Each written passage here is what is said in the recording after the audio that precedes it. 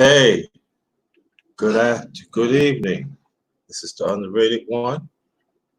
Welcome. Let me put this. Let me type this in before we continue.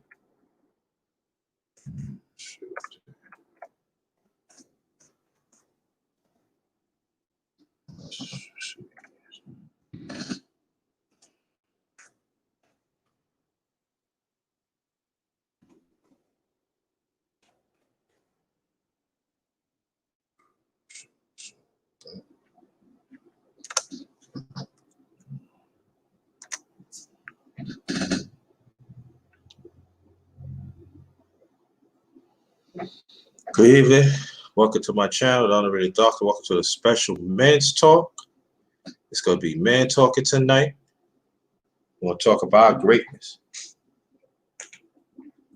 I made a drink. I made up another drink family, the one you know. So I'm gonna show you in a few. Wait till some more people to come through. This is a special men's talk tonight. I'm gonna say something first, then I'm gonna open up the panel, and I want us men to talk about our greatness, our greatness, our greatness. So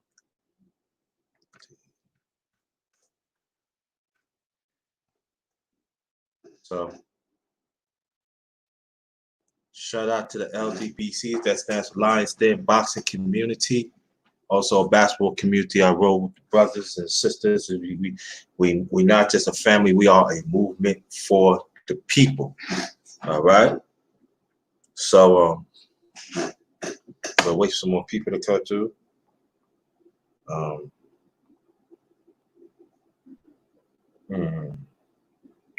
Be messing up all day, but I want to welcome.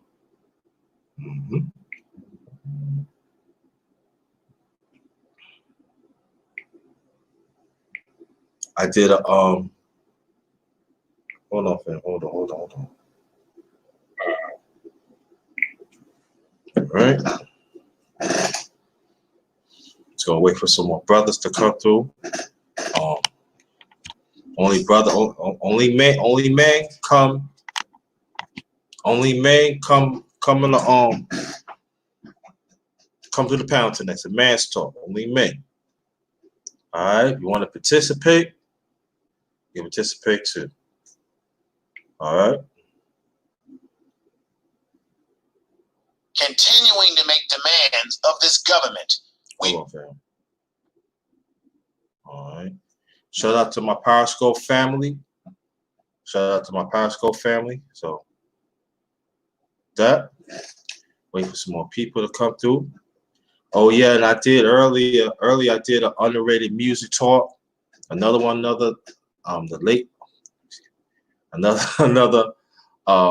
underrated music talk. That's about talk about the late great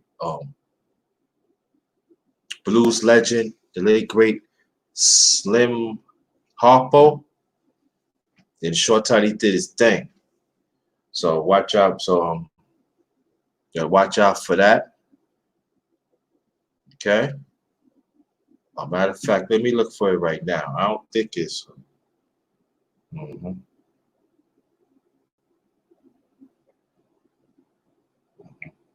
Hold on, fam. I'm gonna post that.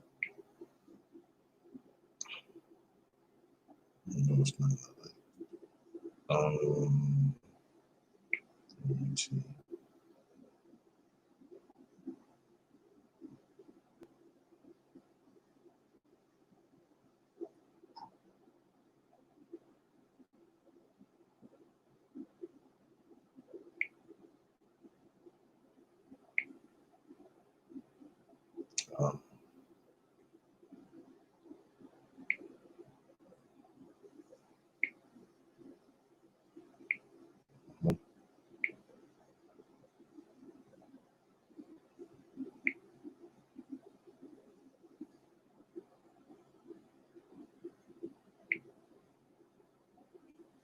This is I did earlier. So you wait for some men to come through. Sipping on this drink I made. I made this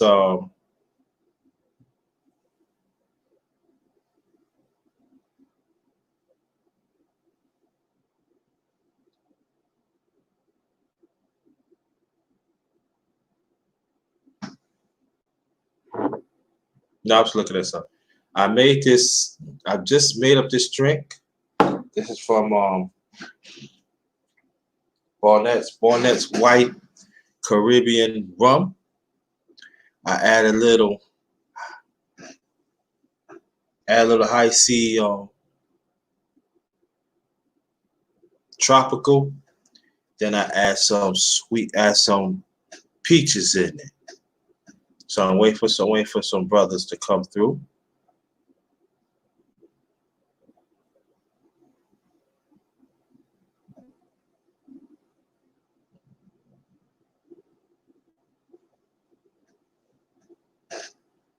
I hope everybody's doing fine. Again, welcome to my channel, the underrated darkest yours truly, the underrated Juan, chef, #1 grinder, Chef JT. Not just chefing in the kitchen, I be chefing up information. So we wait for some more people to come in. Yeah, it's been a great day. Been a pretty, I ain't gonna say great, pretty good day and everything. So I'm happy for that. And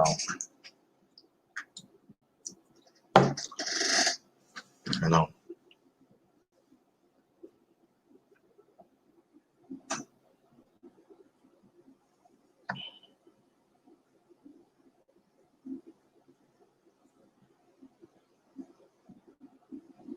yeah, been a good day. Been a pretty good day. Pretty good day. Yeah.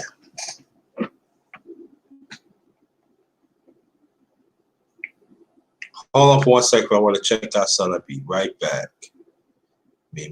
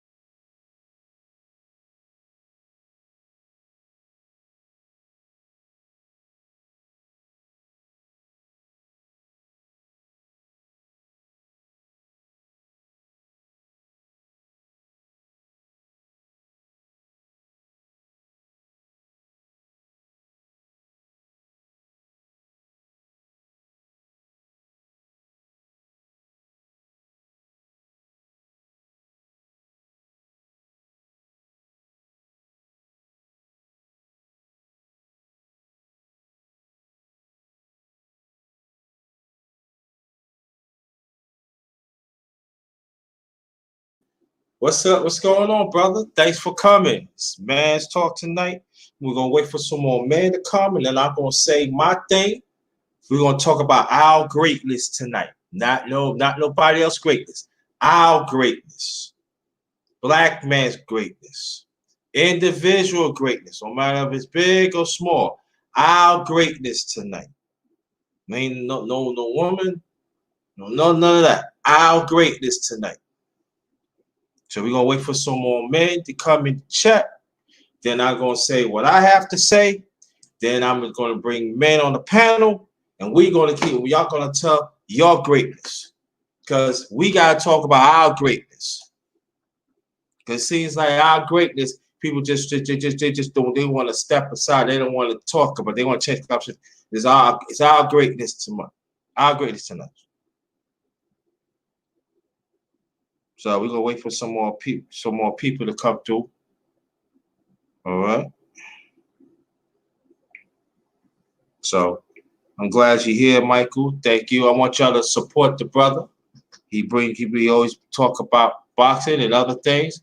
So support. So we're gonna wait for some more people. Support the brother.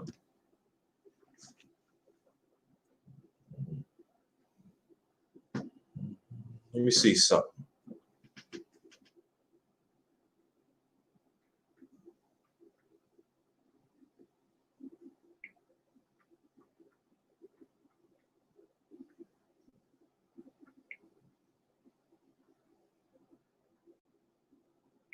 Let me see something.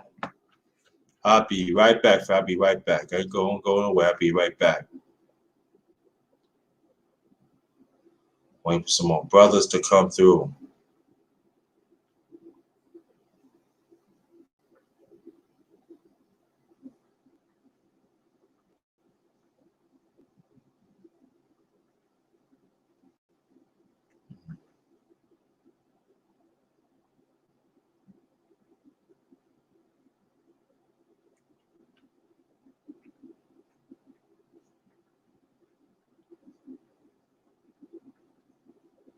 I'm back. Sugar Love, thank you.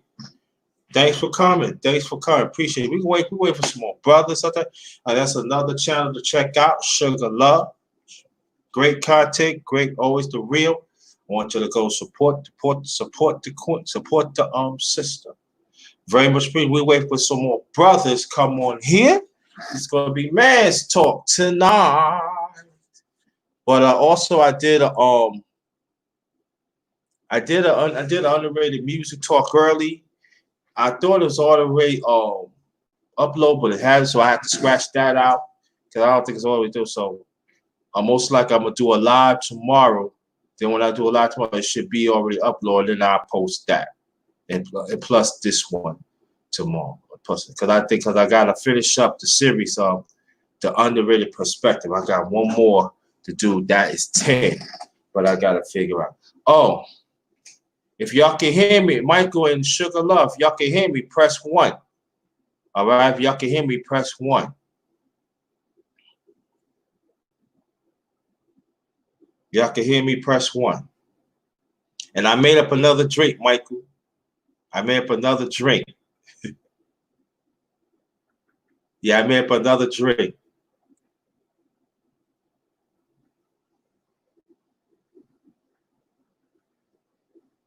I don't know. Sometimes YouTube be acting slow. All right. Oh, yo, what's going on, homie? Yo, shout out to my LBC brother, D Rec, the Hitman. Yo, thanks for coming, brother. Appreciate that. Ryan Clark showing out. Yo, that's one another LDBC brother. Thanks for coming. But I made up another drink, Michael, and everybody else.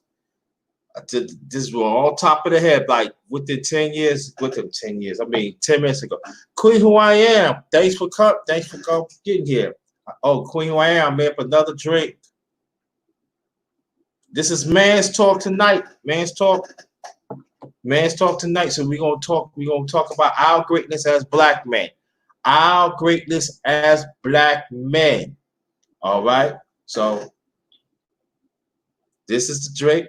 I made it up myself. This is Burnett. How you feeling, Ned? How you doing?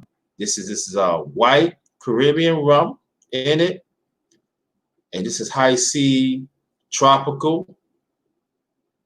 And then if you see right here, let's put peaches in it. I made it. I made up that drink myself. Yeah, thank you. Thank you. I made it up myself. I gotta name it though. But just shout out to everybody. This is a special Man's Talk tonight. I'm gonna start it off first about why I'm great, and then I'm just gonna send out the link and let the mans come on, and y'all gonna tell why y'all great. Because it's about time. It's always a reminder. You know, it's all every time when we talk about us as a man, we great. It's always back talk. It's always double talk. Or what about me? Nah, it's dead. We great too. We make things happen too. And it ain't gonna be none of that tonight. You know what I mean? So shout out to the LDBC, that stands for Lions Day boxing community, also basketball community. Yeah, smash that like button. And also I do got a Cash App. It's Cash App / capital JT $ capital JT 53000. If you want to donate, that'd be very much appreciated. That'd be very much appreciated. We wait for some more men. Get on. Come on here.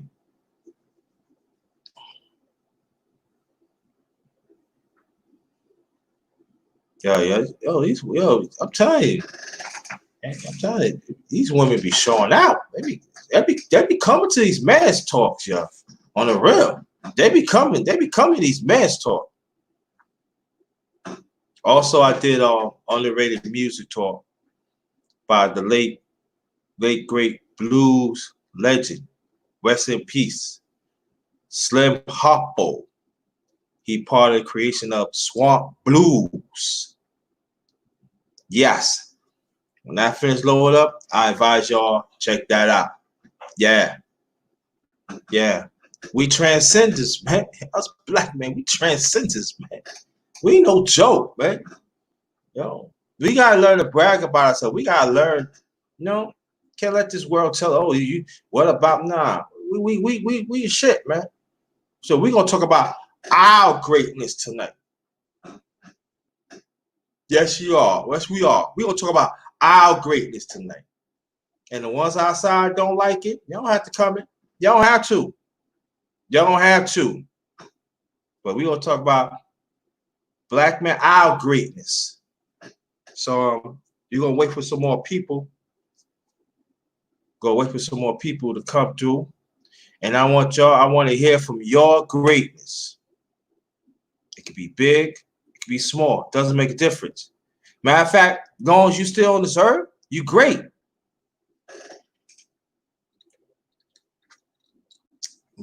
Yo, this thing good, yo. This drink tastes good. Mm-hmm.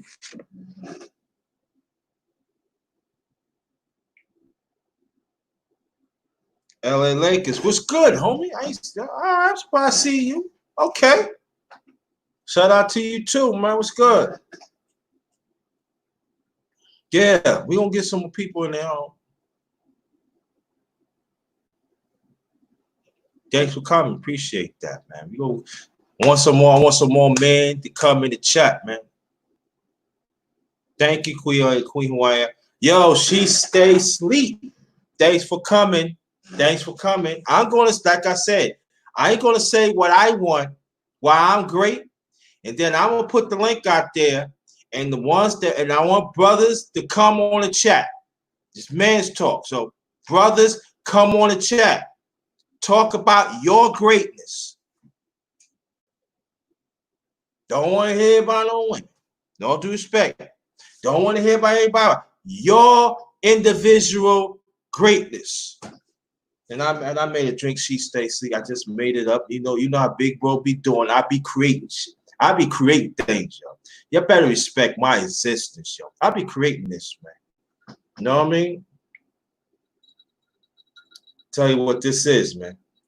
This is Burnett's White Caribbean Rum, Little High C Tropical, and then I add some peaches in there. I mean, it tastes good. I be doing my thing. That's how it is, yo. That's how it goes, man. I don't play on game. People playing with me, man. CB Sports, what's good? Shout out to the LDBC. You're showing out tonight. That's good. Now, I feel it's enough man coming up in here. I feel it's enough man coming up in here. Now, I'm going to say what I would say and make me great. Then I'm going to put the link out. Then I want brothers to come on. She stays here. Definitely, I want you to get on. And TV Sports, we're going to talk about black man greatness. I don't want to hear nothing else. Anything I hear, I'm going to ask you to leave. Don't want to hear nothing. I want to hear about why you great.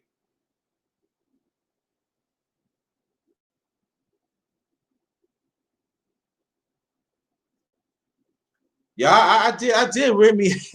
I did Remy CB. I did Remy like I kill Remy. I mean, but that's all right though. I mean, as long as you here, man, I appreciate it. It's been a long time, brother. Been a long time, man. But it's all right. As long as you here. But I'm gonna tell you why I'm great right now. So if y'all can hear me, press 1.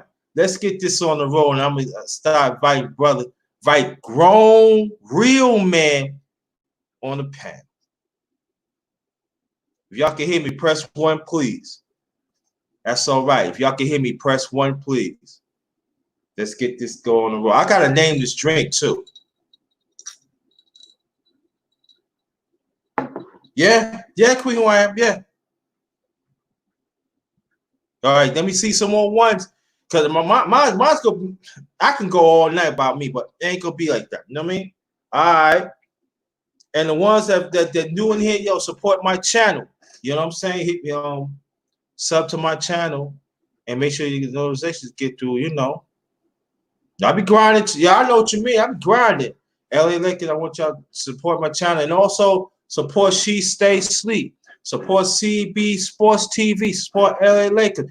Support the brothers. Support the sisters. You know, but brother, do the brothers first because it's tonight. Not that, but you can go, you can do that. All right. Now, thank you so much. Now, I'm going to tell you about myself. I'm just going to be a few minutes. Why it makes me great? I'm going to tell you why I'm great in my own way. Something happened to me when I was left. She stayed asleep. No, I'm not going to get into it. Yeah, man, get the thumbs up and hit up my Cash App. Cash App, $ capital JT 53000. Hit a brother up, all right? That would be very much appreciated. What makes me great, something happened to me live, I overcome it. I was in special way. I witnessed a lot of things had they disrespect young black boys. I had to overcome that. Years of people called me names, years disrespected me. But all I did, I stayed on my core and I fought back. So all along, I ain't have it easy. And I know other black men could say the same thing too. I ain't have it easy. You know, I always stand on my core. But along the way, I lost a lot of good friends that stay in their core and they got snuffed up by the system.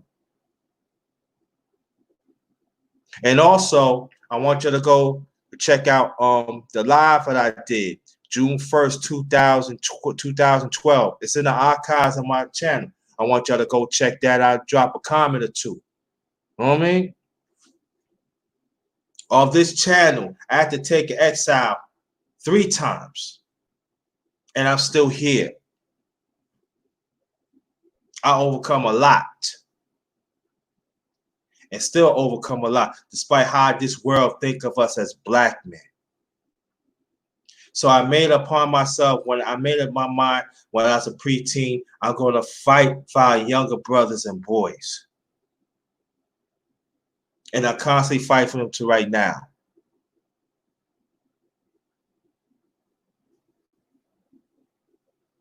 And I'm here. I cannot be stopped. I withstand all obstacles. I look at the oppression. I say, what else you could do to me? What else you could do to me? You send people after me, and I'm still here fighting. What else you could do to me? What else? And shout out to Muhammad's the one. Love, miss you, bro. I always do. Just remember, man. I always got you the rest of my life, man. Muhammad's the one, junior elder for our people, man. I always got you, man. Underrated one, always gonna get you, man. I got you. Unless like I got She Stay Sleep with others, man. I got you, man. Don't even worry about that. See, the problem is that some of us as brothers, I noticed that you're a bunch of simple hoes. You got your nice house.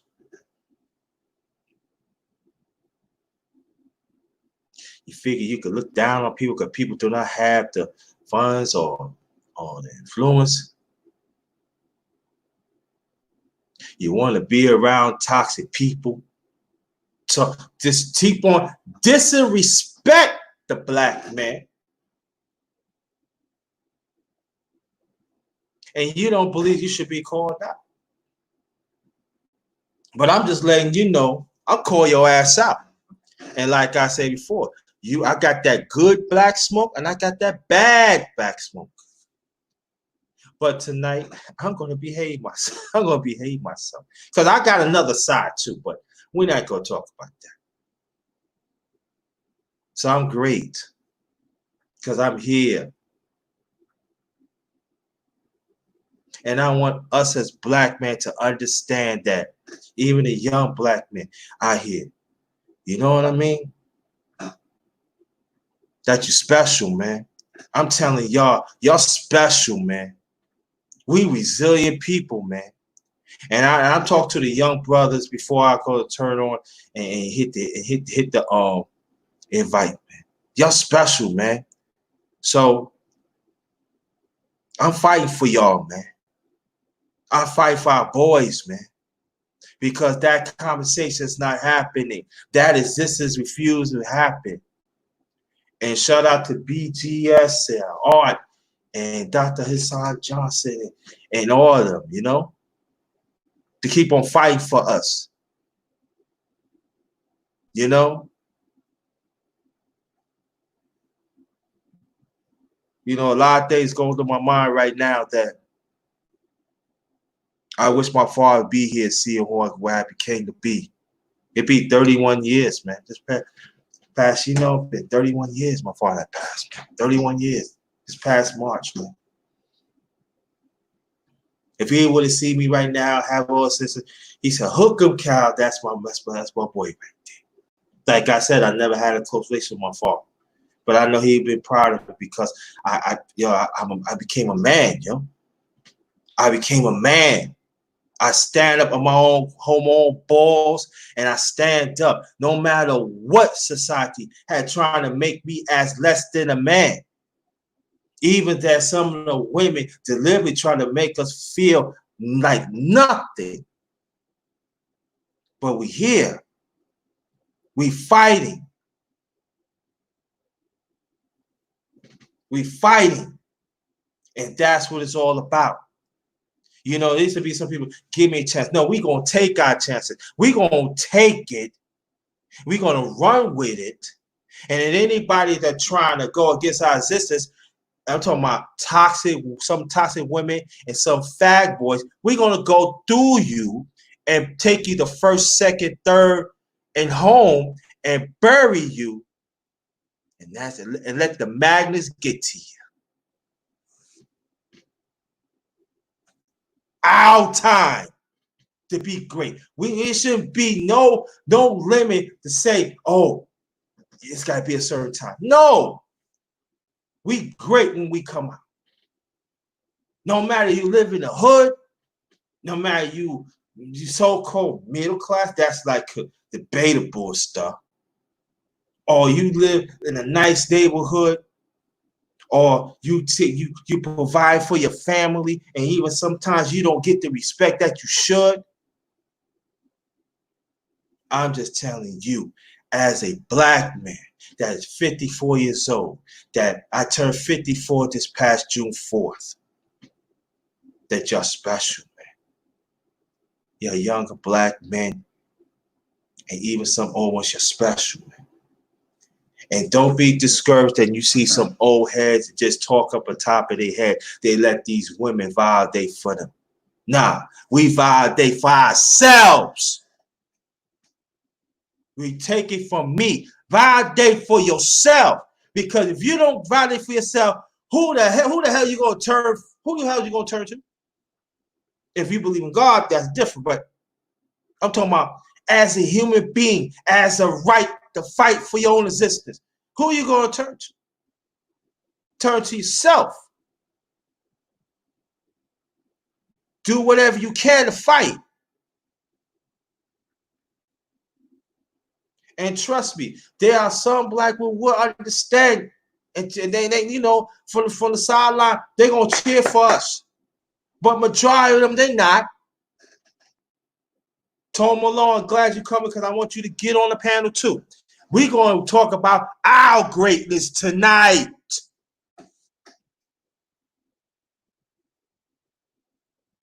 Our greatness. What you have to overcome. And you still here. So forget them simple hope brothers. that just want to be around simple-minded people that let other people validate for them instead of validate for themselves. Like I know I got brothers in here that validate for themselves. So I'm not even worrying about that. It's our time. It's always going to be our time to recognize our own greatness and recognize each other greatness too. That is very, very, very, very important. And then when we see young boys see that, there is going to be a ripple effect. It's our time. Respect us or stay a while. We're going to go through you.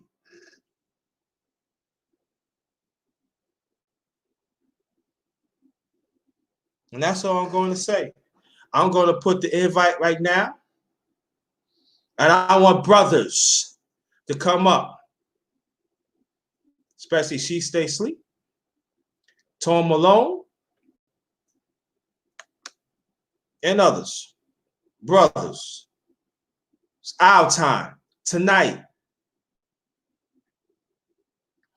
Our time. Our time. And I got to name this drink too. Our time tonight.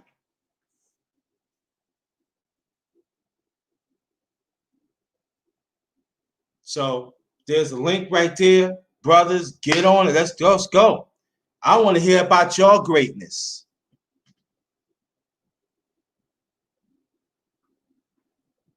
What you had brought to the table in your life, has we had done in the past that is not being mentioned.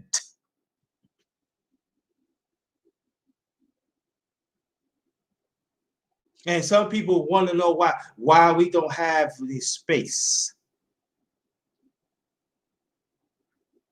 Some of our brothers let them hijack our spaces. So we gotta come. So what we gotta do of mine, I'm not gonna do it all the time, but what we gotta do, I just wanna hear you about I want to hear about the other black man greatness too. It's our time. Always remember it's our time. Every day is our time. So I'm waiting for brothers to get on the panel right now to talk about your greatness.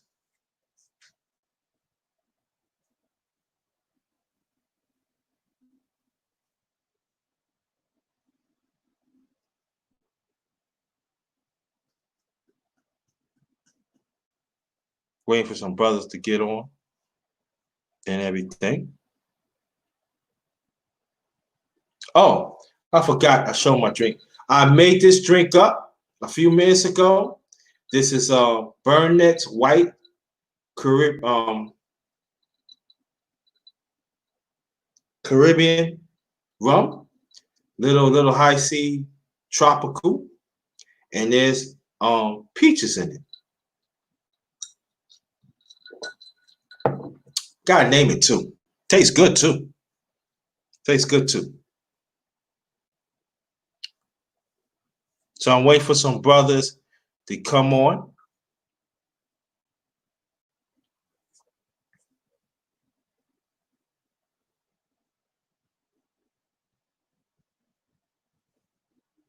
Yeah, and also I did underrated music talk about the late great blues legend Slim Harpo. When that's finished, y'all can check that out. I'm gonna come out, and then also sooner or later I'm gonna go back and do the chop up series. So anybody want me to chop up with them? You want to know? Let me know. I put my email out a little later on and everything. Come on, brothers! I want you to come up to the panel and tell us how great you are. It's very important.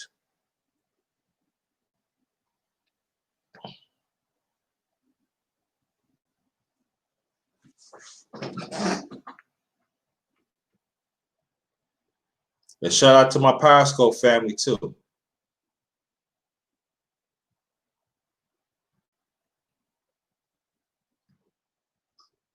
It's very important because us brothers, we got to set the tone for.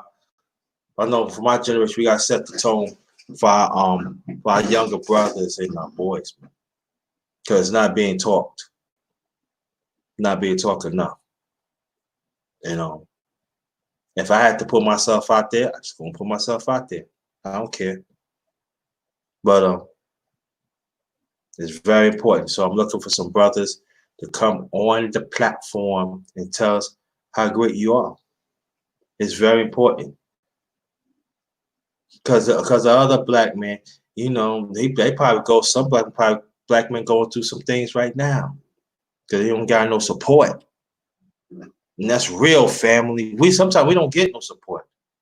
But I want the brothers to come up, get on the panel, and tell us how great you are.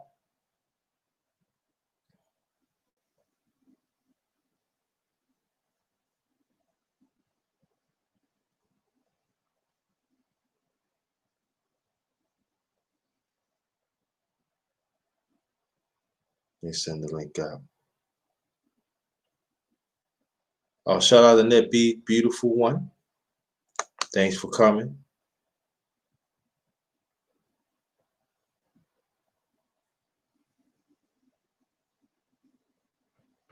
There's the link. Waiting for some people to get on, wait some brothers to get on.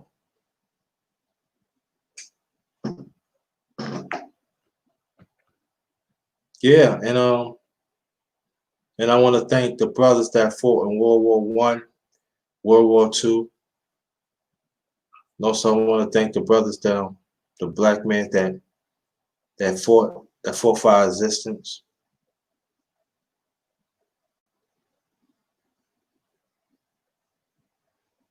Yeah, it's all right.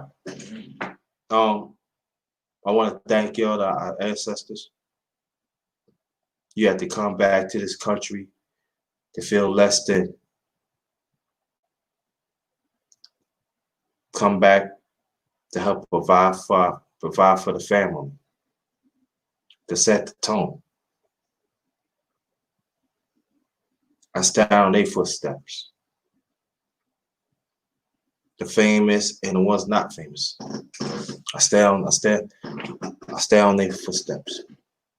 And I want to thank you to stand up and still fight. Let nobody take your masculinity away. I want to thank y'all. And I'm going to dedicate to our fallen black men.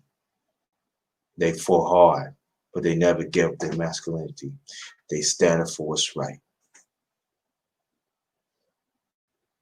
So we'll wait for some more. Waiting for some brothers to get on the panel. So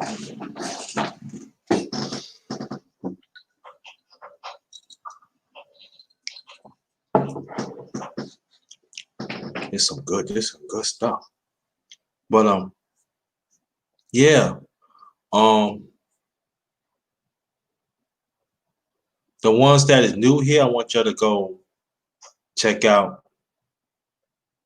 my channel, sub to it so you can get so when you hit the bell, y'all come. Y'all come. You know. But like for me, I had to overcome a lot, you know. Yeah. That's my man right there. Yeah. He would have loved this. If he would have been living, he would have loved this. You know? He would have been loving this. But shout out to him. He with our ancestors now. So he part of the family. You know. And I miss him. You know. Malik Umar! Malik, you gotta get on the panel, bro.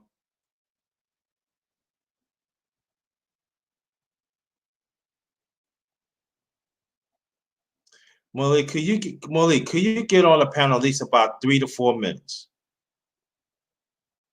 Could you do a brother? Thank you for the super chat. Could you do a brother a favor? Can you get on the panel at least 2 or 3 minutes? Talk about your greatness as a black man.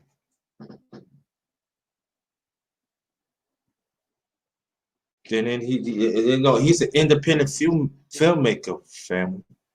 That brother right there, independent filmmaker. He sent me pictures about big stars that he produced in the picture. Yeah, independent filmmaker Malik Omar. Yeah. So I'm around greatness, family. Maybe it's not showing up on the big screen, but other than that, I don't care about that. But I'm around greatness. Each brother that came into that day great in their own way. I'm around greatness, and I can't. Man, I'm like a little kid. I could just sit back. Y'all just talk about your greatness. I'm good. And see, when you be around greatness, you know, they own way, they push you. You know? They push you to be to be greater.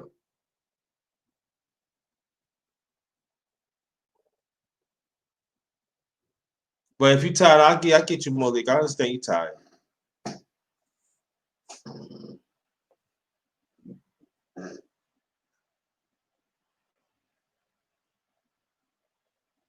Okay, I got you. I get it.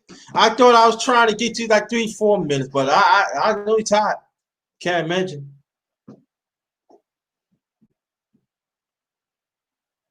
Okay. Oh yeah, and you owe me a chop up too, Malik. Well, you know right now, you know that, right? But we're gonna wait for some more people, wait for some more brothers to get on the panel and everything. But get back to me there.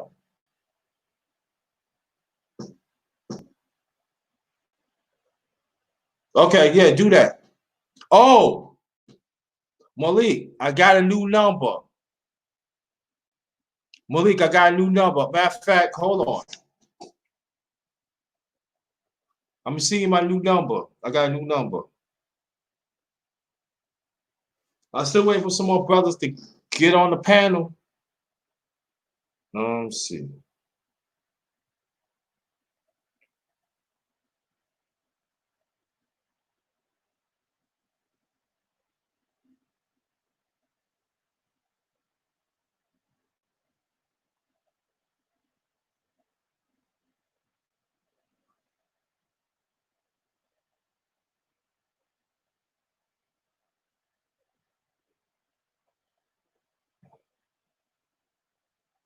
Yeah, Malik, yeah, I'm hold on, family. I'm just hold on, fam. Hold on. I'm gonna Malik. See.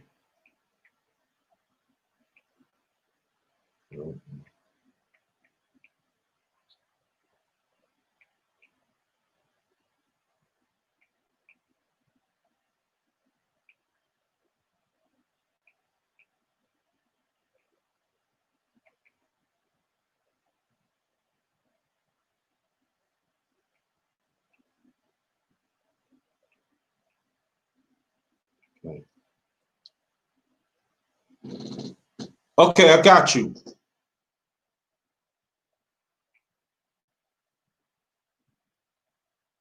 Send to you right now.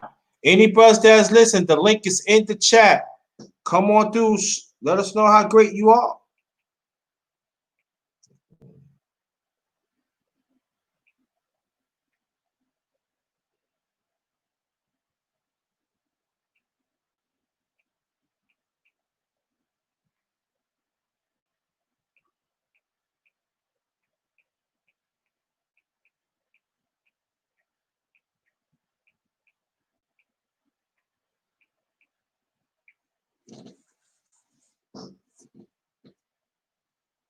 Let me know you got it, Malik. I just sent it to you. All right.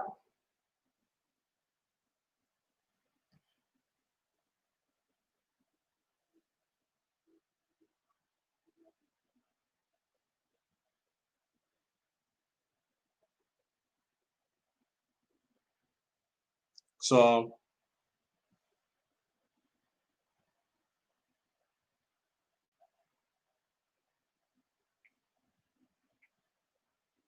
still waiting for some more brothers to come. I got time, so let's see.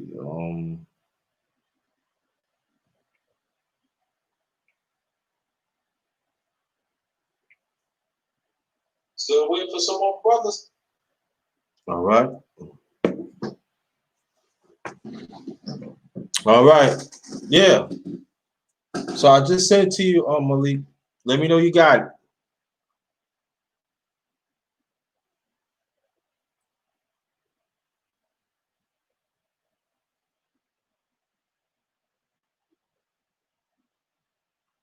Yeah, but it's very important that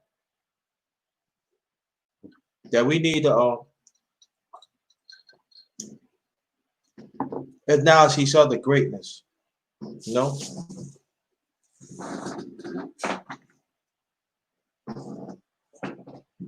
And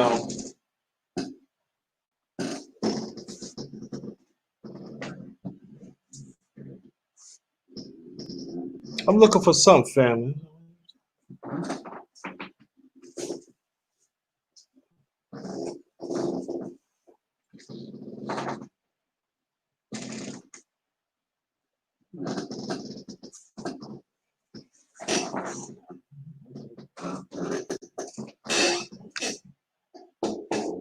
Hold on, fam. Hold on.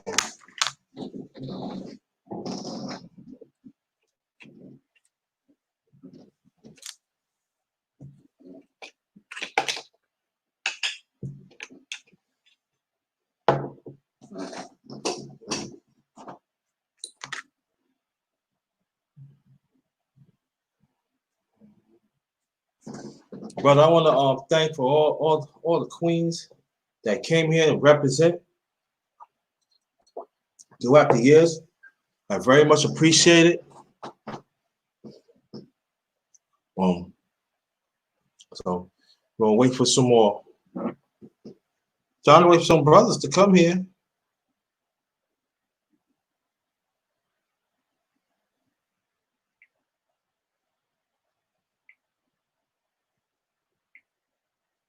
No.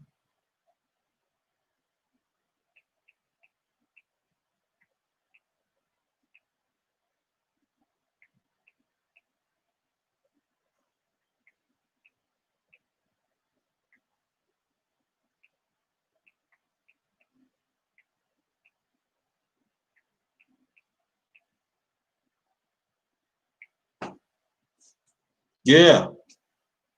And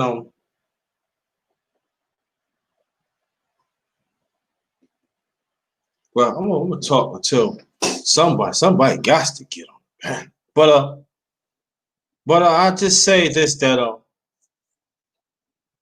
sometimes we get stopped in the street and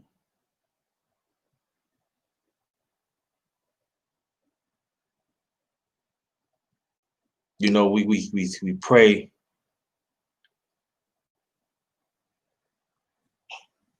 I appreciate that, Queen Hawaiian. It means a lot. It means a lot. You know, and us as black men, we hope that we put a key in the door. You know, that's an eerie feeling. No, what happened to the brother in Minneapolis, George Floyd. Let's not forget about that, but let's not forget about the others in the past too. The other black man had lost their life,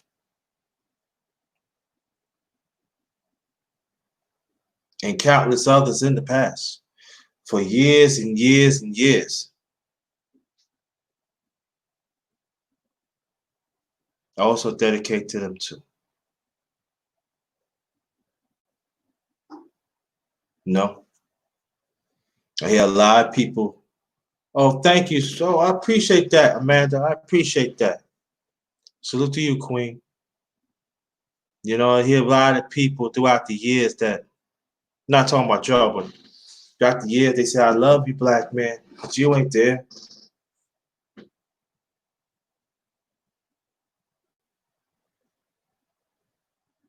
Yeah, ain't there. Some of them ain't there. Even brothers.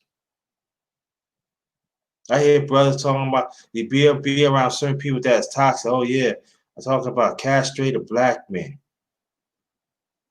You need to talk like this. And there's brothers that be like, nah, man, they ain't real. They ain't real, man.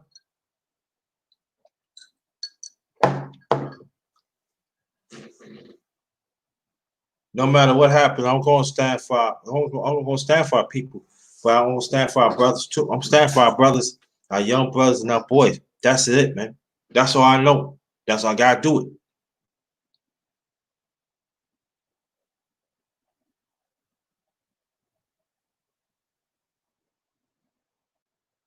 Yeah, but it's all right.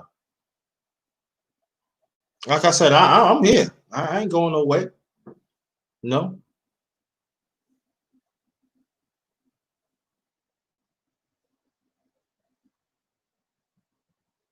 but but it's all about the greatness of the black man tonight. So what I'm gonna do, I want to stay focused on that. What we had to overdo as a black man. At times we get blamed for something that we do. We get thrown in jail for nothing. A whole lot. There's a whole lot of black men get thrown in jail for nothing.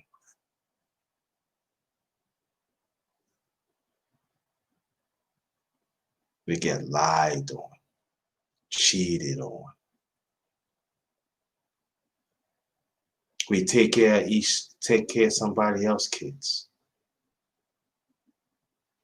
Sometimes we have to be the peacemaker of the other man. So there won't be no confusion.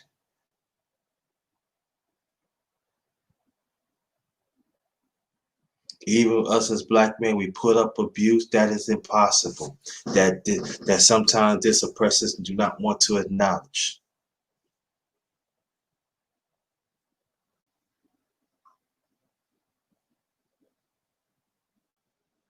But at the same time, they want us to be smiling all the time.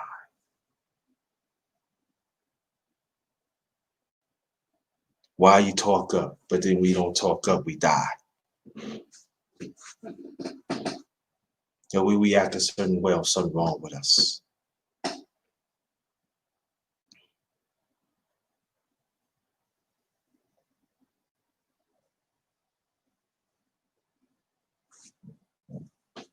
And see, we have to understand this too. That when a black man gets up, when he talk to people and trying to steer them in the right way, that means he's serving.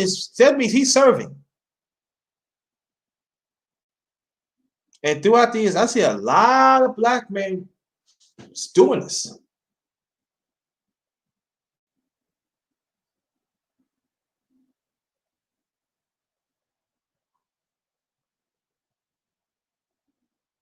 Thanks for coming. Appreciate that. Haven't seen you in a while.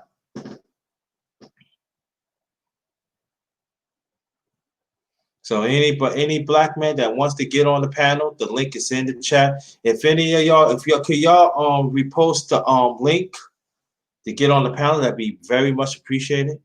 What's up, sugar love?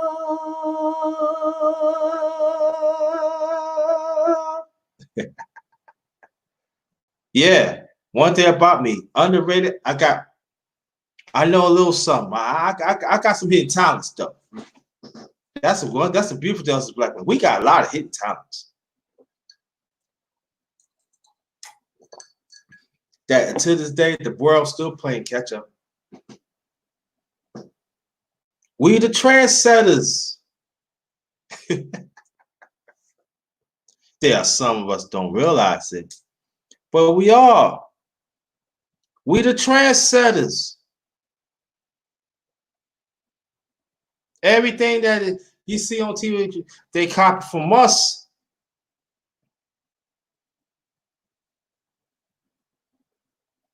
You got flows, got attitude.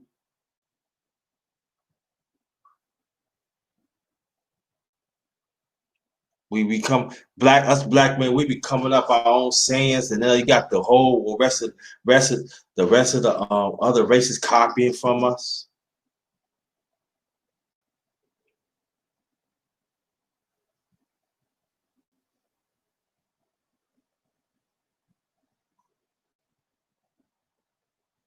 I appreciate that.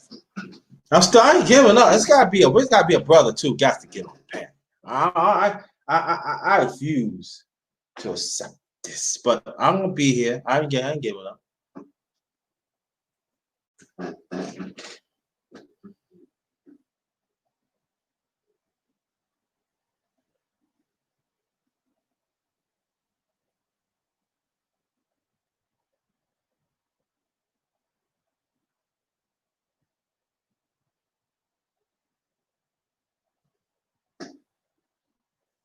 Yeah, Blackman. Yeah, we original one. Blackman, we original one. This is all. I mean, I know, but this is a man's talk tonight. But I get what you're saying. We are Blackman. I gotta name this drink.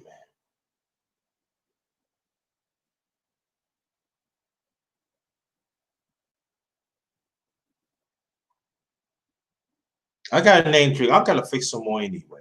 I'm gonna fix some more. But I have to overcome a lot. I have witnessed death a few times in my life. I have witnessed hurt. I have witnessed distrust. I have been taken advantage of. See, us as black men, we don't talk about stuff like that, but we do. No, I didn't name it yet, baby. I ain't name it yet. I'm still thinking. I'm still thinking. See, I want some brothers to get on the panel so they can help me name the drink. I want the brothers name the drink. But I'm not giving up yet. I ain't giving up. But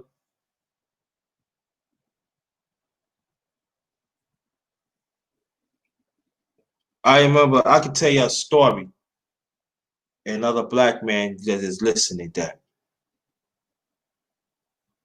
it was once upon a time that when you was in special ed back in the 70s, you know how you be in the lunchroom, all grades and everything, like different hours and stuff.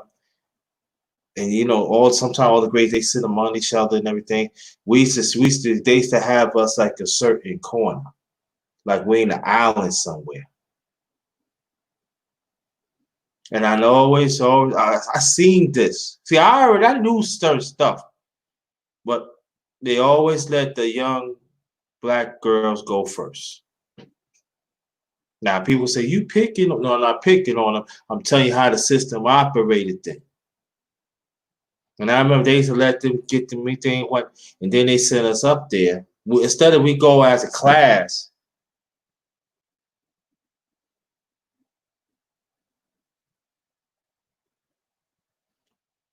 got teachers up there, and we used to get junk. Sometimes we used to get like crumbs. And we, some of the little girls, they was friends. They said we could eat on us. I used to look like, but see, at the time, I already knew how the system is. So, I learned from the Black Panthers and be critique thinking. So, but when I tell the story, some black women they get mad. But this was going on. No. Now people said that being special education is assembly line to go to jail. That is very, very true. It is. But in our own way, we are great. No. People say, "Yeah, I get mad at the kid." Can't get mad at the kid. That's what they taught. They taught hate, so they're gonna, they're gonna push hate. Nah, I ain't gonna give up. No, I'm staying. I'm staying. There's gotta be somebody got to come. There's gotta be somebody that got to come.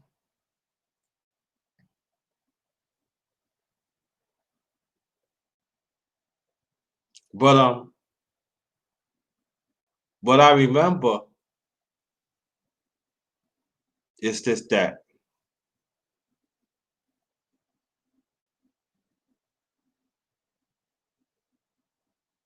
when you stay on your core,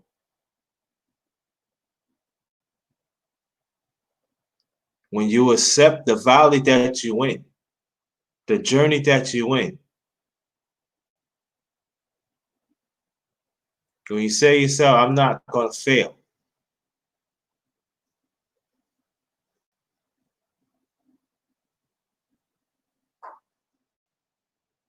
then I can talk for me. But I think about the ones that came before me. Gotta stand up. And I'm talking on behalf of the black man. So when you have people that every time that we talk about us as black men to be great, or we stand up for ourselves, and when you had some brothers and some sisters and saying, "Oh yeah, what about this and that?" No, no, no, no, no, no. Black men, I'm not changing no conversation. You don't have the right to change the conversation.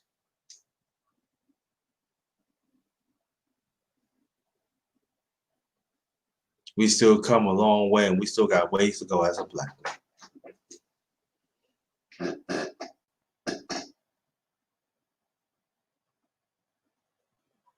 Do you know that it could be? See, like I said, I see things. You know that it could be a black couple could go in the restaurant, instead of talk to the black man, they talk to the black woman. May believe that he's not there. Because you know why I'm saying that? Because it happened to me a few times in my life. And I've seen it myself as others.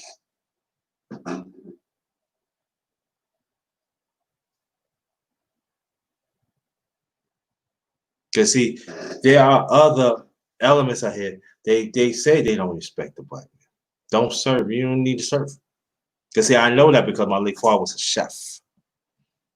And I seen it myself. I said, "Why is going on like that?" That's how it is, son. And I know at times he come out the kitchen and put them in check. No, no, no, no. You talk to them first. You don't go in there. And sometimes the woman say, "Why? No, that means you ain't raised right."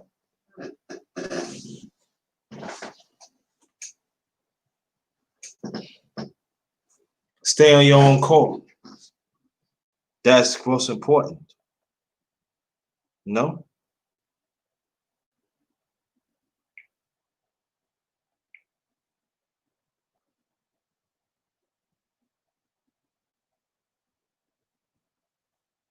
So when you have people who say that, "Oh yeah, black man ain't this, black man ain't that," there's some of us I act out of code. Yeah, I'm not gonna say it don't. It is.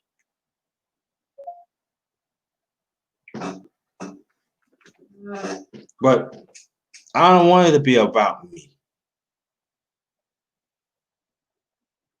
I don't. I don't want it to be about me. I want it to be about us as black men to say that we are great.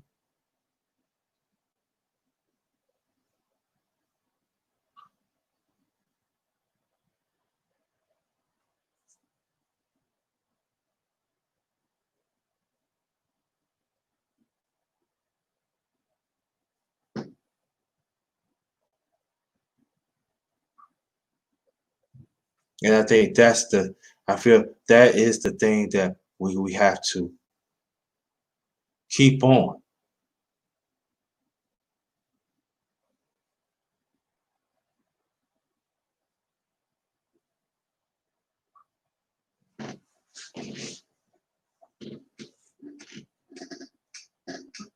And I'm glad to be a black man. I am so happy to stand of a space that I'm at right now.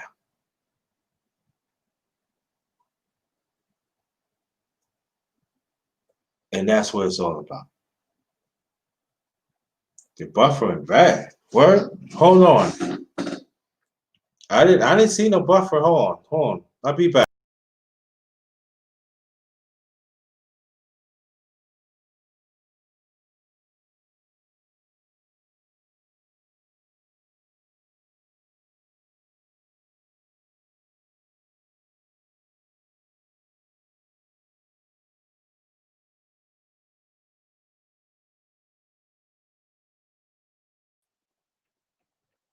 If y'all can see me, press one. You can see me, press one.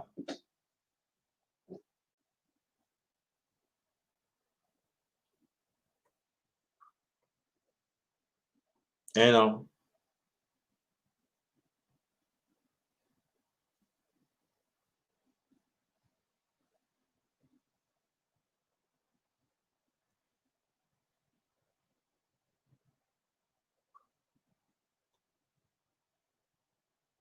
yeah, okay. Okay, it's good. Okay. Mine should be all right, but okay. Okay, cool. But I'm gonna I guess I'm gonna name the drink.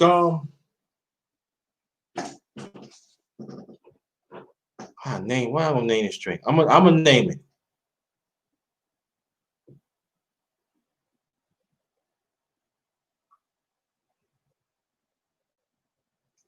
I got it.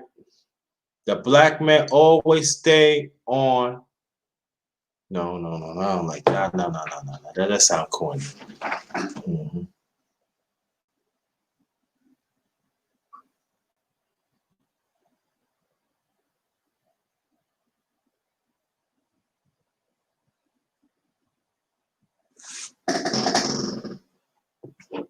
Got it. Thanks. The black man. We ain't going nowhere. The black man. We ain't going nowhere. The black man. We ain't going nowhere. That's it. Done. The black man. We ain't going nowhere.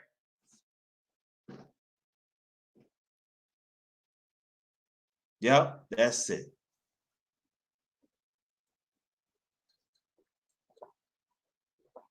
And this is part of advocating for yourself too.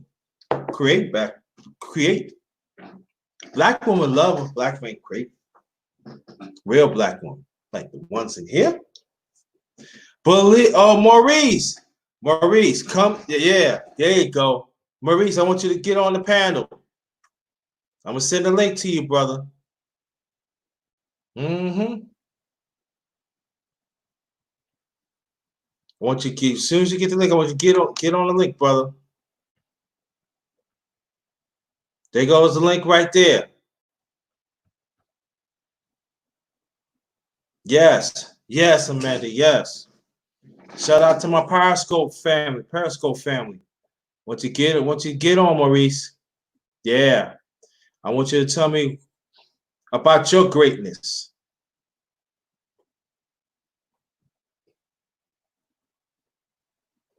The black man, we ain't going nowhere. And the queens that is in the chat, I want to thank you so much to stay around. Thank you. Appreciate that. Yeah, I got some dedicated queens on the chat. I really do.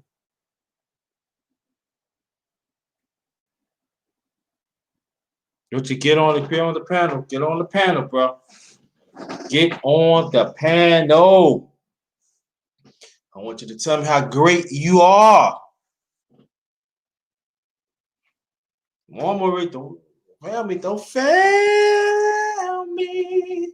Just messing around. I can carry a note here and there and everything. But yeah.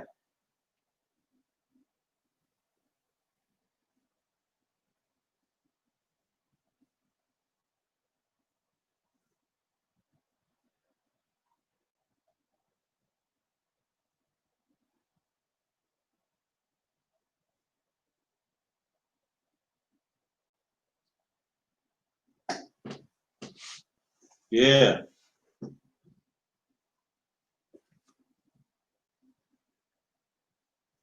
Appreciate that. Appreciate that, Queen Ryan. Thank you. Appreciate that. Means a lot. Cause we don't hear it that much. We don't.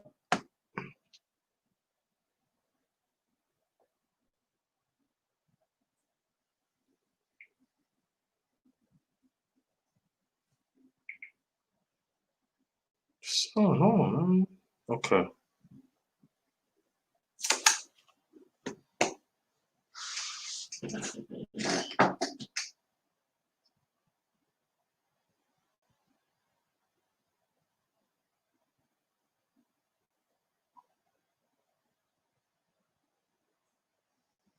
There it is. Okay. All right. Boom. All right. Boom. Yeah, he is the one and only Maurice. What's good, homie? What's good? Now, what we talking about? Now, what we talking about right now? We celebrating Black men greatness tonight. That's what's up. So this is some rules here. We ain't talking about no women. We ain't talking. I'm talking about your greatness. Tell me why you great in your own way right now.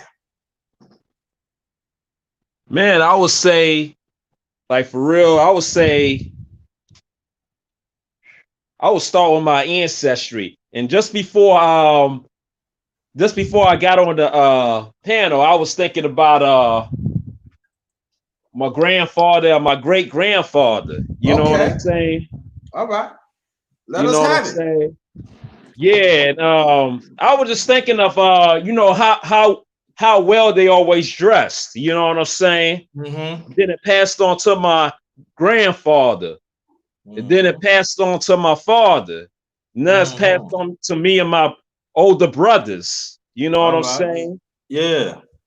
You know what I'm saying? I would say that's one of the reasons for my greatness. You know what I mean? I owe that to a lot of them who came before. You know? All right.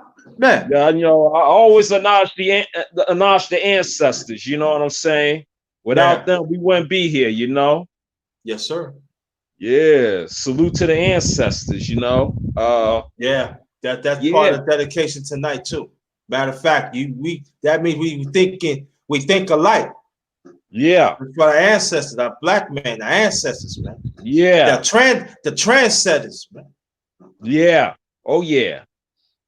Oh yeah. Yup. Yeah. Man, I mean, this just the knowledge that I've been blessed with, brother. You know what I'm saying? The fact that I'm ever able to discern the truth from lies, you know, they're able to see things for what they are. Yeah. You know? Yeah. Yeah, and I think that's what us as Black men, that's in our DNA. Sometimes some of us as Black men, we go away from DNA, and that's part of like advocate for ourselves. What you're saying, part of advocating of yourself. You got to see things for what it is, and you got to deal with it. And I think there are some brothers, they want to play the fence. No. Cannot play the fence when you advocate for yourself, especially when you advocate the truth within yourself.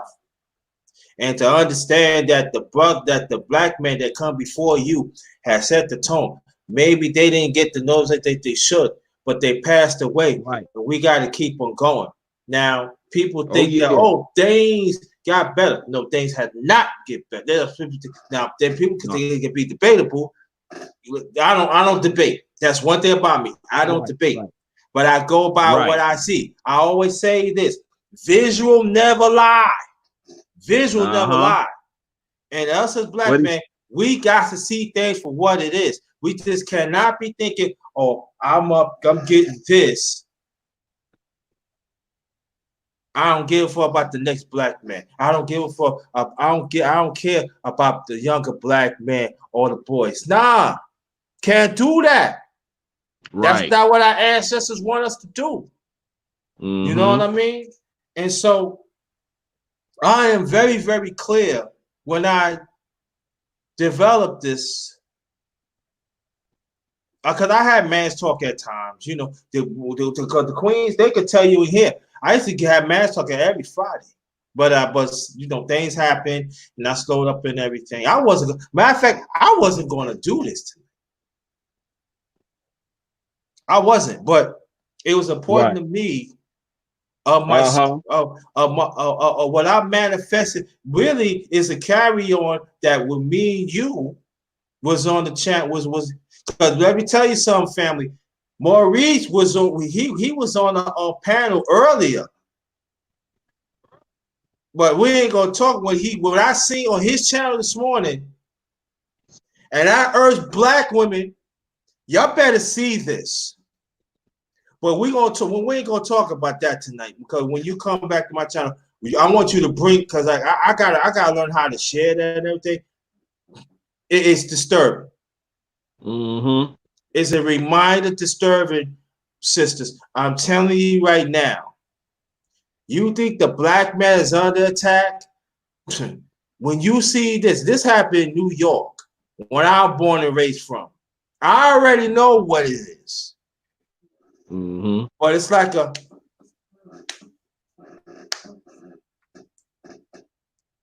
I'm telling you that, and then they have this crumped up coon. He you know, they always gotta get one guy to stick out his chest like that. Yeah, like he's a house nigga or something, supposed to put in our place. No, we're gonna put you in your place because you marking our ancestors.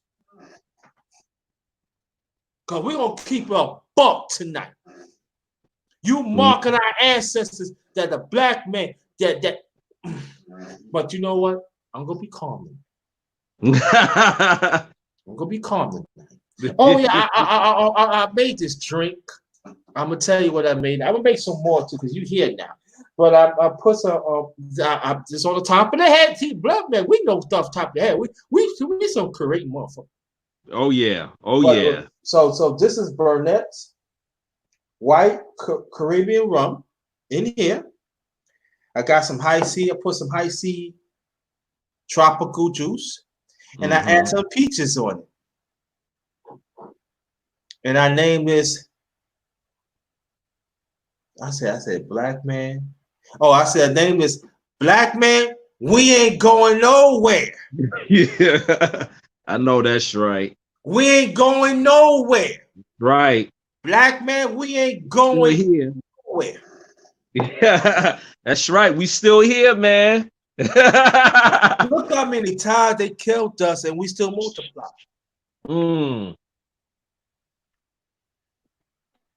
Look how many times you put us in a gutter and we still here. Yep. Absolutely.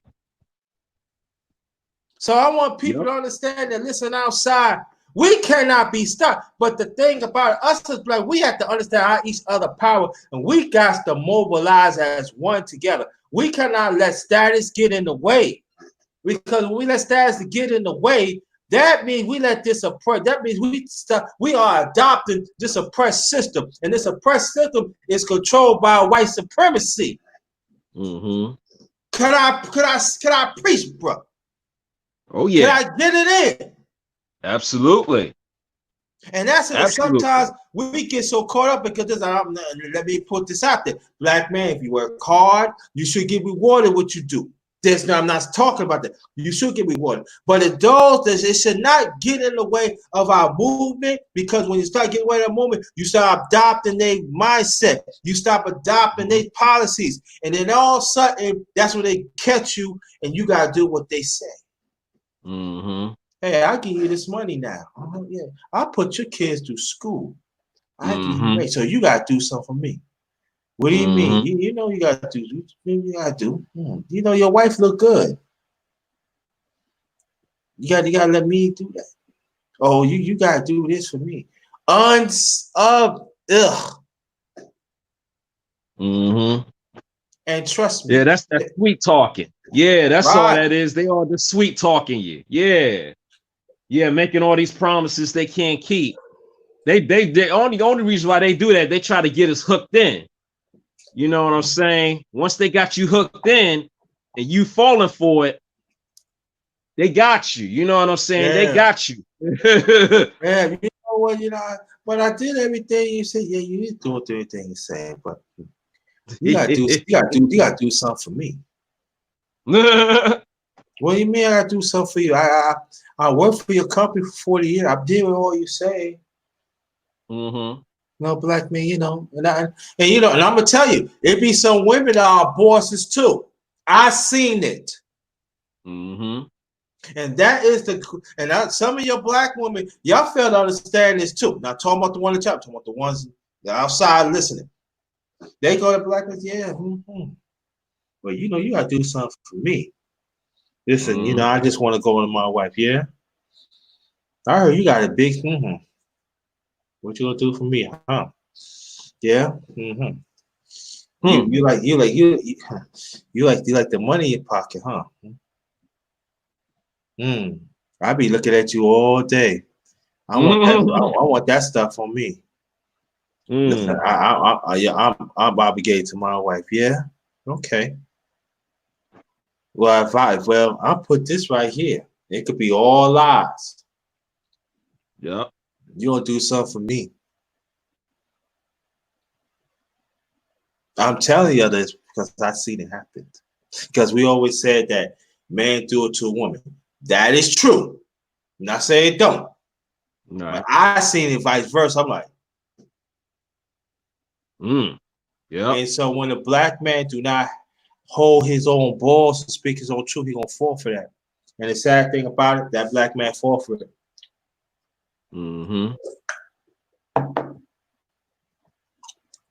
Have those things that I can't even say on this channel. A nasty old woman. You know what? She wasn't even white. I mean, honest. You gonna do something? I heard you packing. Got a beautiful wife, home, and kids. Yep. And come to find out of all that, he lost everything. Yep. Because he did not trust his own masculinity. He did not trust his own self. And we have to understand, some of us as black men, there are some brothers be thinking they have it all, but they do not trust their own masculinity, and they fall for anything. And I've always believed it. If there's a pattern, they're not willing to change, those are the ones you gotta let go. Yeah. You gotta let these brothers go. These brothers is not for us. They're not for the movement. They're not willing to stand up this oppressed system like me and you is, Maurice, and other ones. They're not with that. We gotta cut them up. We gotta cut them loose. I don't care how much money they got. They probably have a whole lot of money we do, but we gotta come loose. You ain't down to fight for us as black men. You ain't fight for our masculinity. You got to go. Yep. Your time is up. Yep. Simple as that. because you refuse of your own greatness. You gave your greatness to this system that don't care about you, that they want you to die anyway.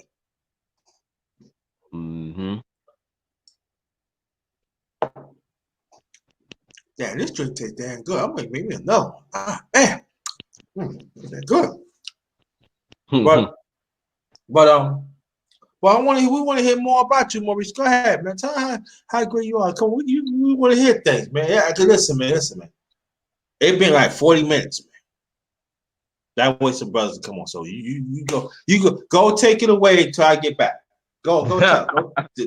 Let the people know how great you are. I'm talking about tell the things that you do that makes you great. Tell them. I gotta make some more drink. Go ahead. All right. All right. Yeah. Hey, family. Basically, man, I would say that the universe has created me to be totally unique, you know, not like the average, and I haven't always fully accepted it because, a lot of times sometimes when you're young, you get caught up trying to be like everybody else. But then you realize once you start to become into the knowledge of things, you start to realize like, man, I can't be like everybody else. The only person I know how to be is me. And whoever could accept me for who I am, those are the people who I rock with. You know what I'm saying? Those are the people you want in your corner. That's one of the things that makes me great. I'm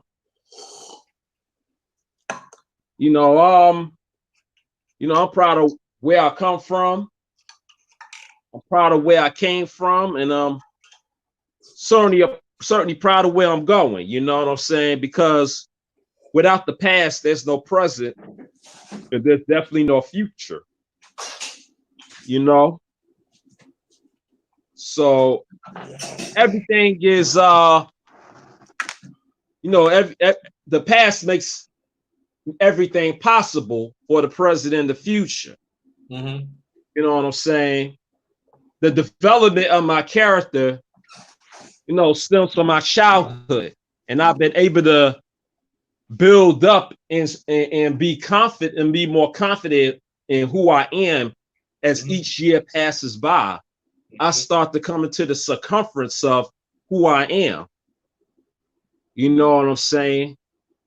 And who I am is the universe's instrument to be able to speak truth to the world. You know what I'm saying? Especially to our people. Right. We really need the message.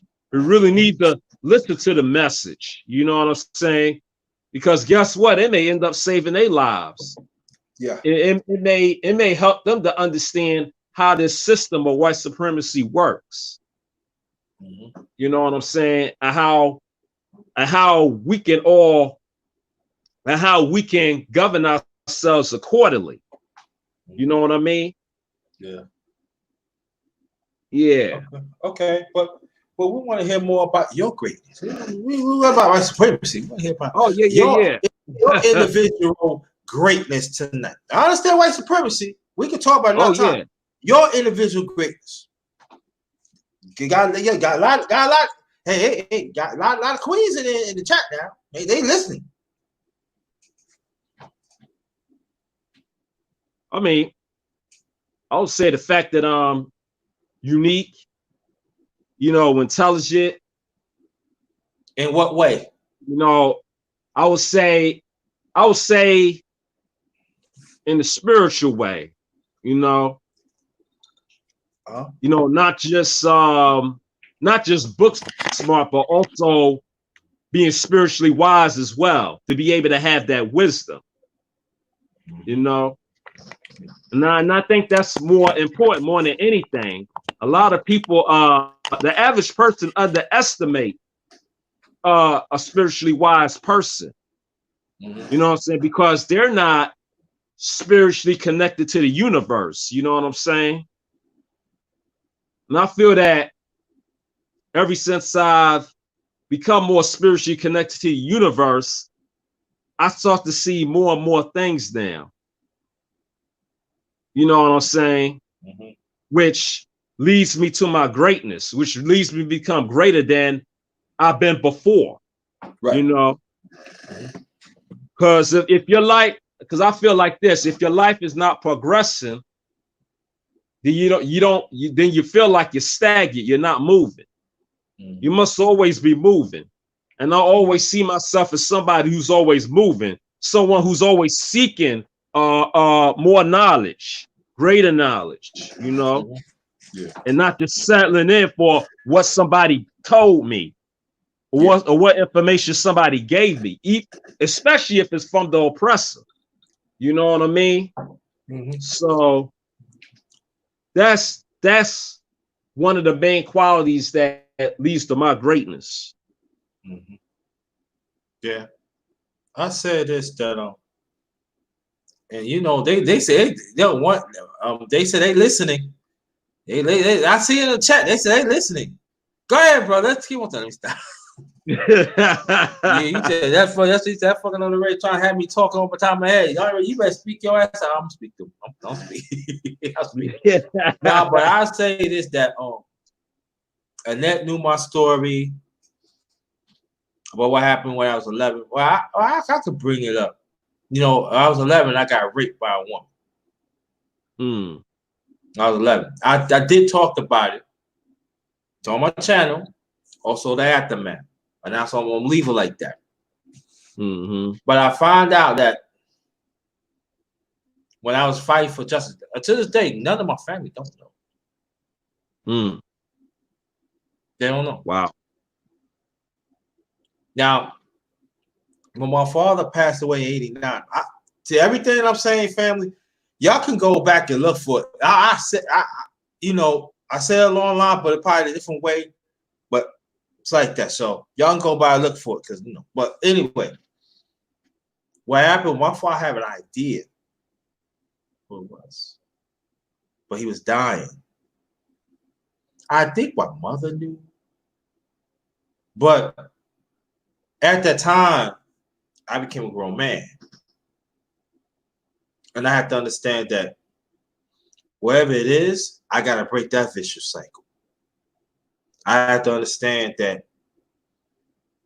of the mindset it is, and the women in the chat and the black women in the chat. I want you to understand what I'm saying. That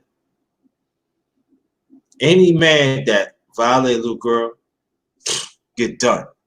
No doubt about it. But it wasn't happening. It wasn't happening for a young man when a woman do it to a young man. And it still is not happening. Now we do talk about boys raping little boys. We do talk about man rape little girls. We do. Now people are like, oh, wait, yes, you do. But it still comes out young black boys. I'm telling you for personal experience, and there's others out there too. And you find out why it's not being talked about, why it's not being reported.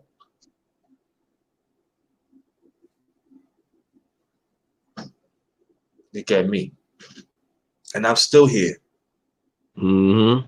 Exactly.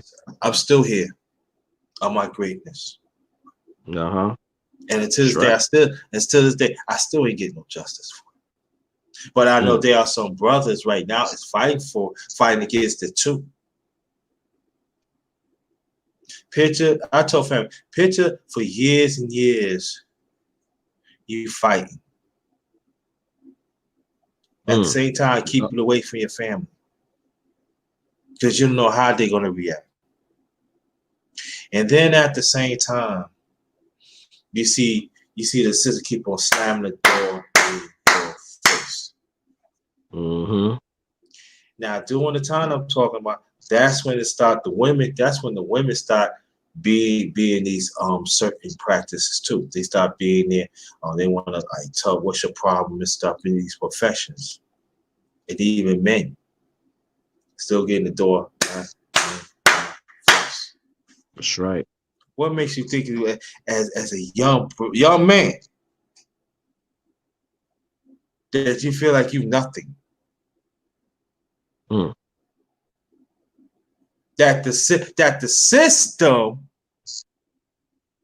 keep on slamming the door in your face deliberately. And I'm gonna tell you this, and I know there are some black women that don't want to hear this, but I'm gonna say this anyway. And you wonder why we feel the same way. Because we get the door slapped in our face. And do not want to have a conversation when we come up because they always want to change the conversation. Mm. And you wonder why some brothers right now that went through it, they became doctors, they became agitated because this oppressed system had put some of our people in these places. But they go through their own certain problems and they take it out on us. But they fail to understand too, they're using you. And you wonder why some black men feel a certain way. That's what I am right now. I gotta speak that truth. I gotta say my younger brothers. I gotta say our younger boys. I gotta say our boys. I gotta do that. I made up my mind when I said it like an hour ago. I said it in my preteen. I gotta save them. And I know there are some brothers that are fighting for that too.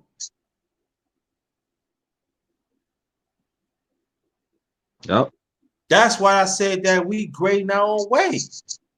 Mm-hmm. Stop changing the damn. This is what I always tell people. Stop changing the damn conversation when a woman rape a young boy. Stop changing the goddamn. Stop. And some of your women, y'all gotta take on this conversation, and you gotta set guidelines and say, no, we're gonna talk about this, and that's it. Because I'm letting you know right now, for personally, it's gonna be other women and other men go trying to hijack the conversation. They gonna change that. What about the little girls? What about the men?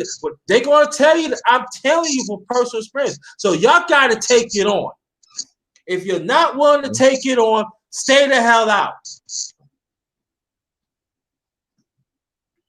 That's right. Stay the hell out. Don't say that you love that black man, but you don't want to hear what he's talking about. You don't want to feel. You don't want to feel what he's dealing with.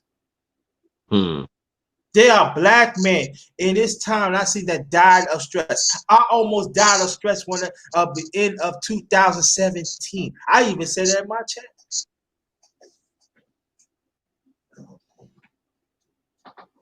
Okay. Mm-hmm. I lost my son when I was with the ex. I'm keeping it real because this is all about become greater. See, when I was with the ex in New York in 2012, 3 years before that, I lost my son. He died in her stomach when he was 4.5 months. Mm. The doctors didn't even want to let me know. She said, no, she said, that's my man. He got to know that's his son. That part, I got to give her credit. I got to give her credit.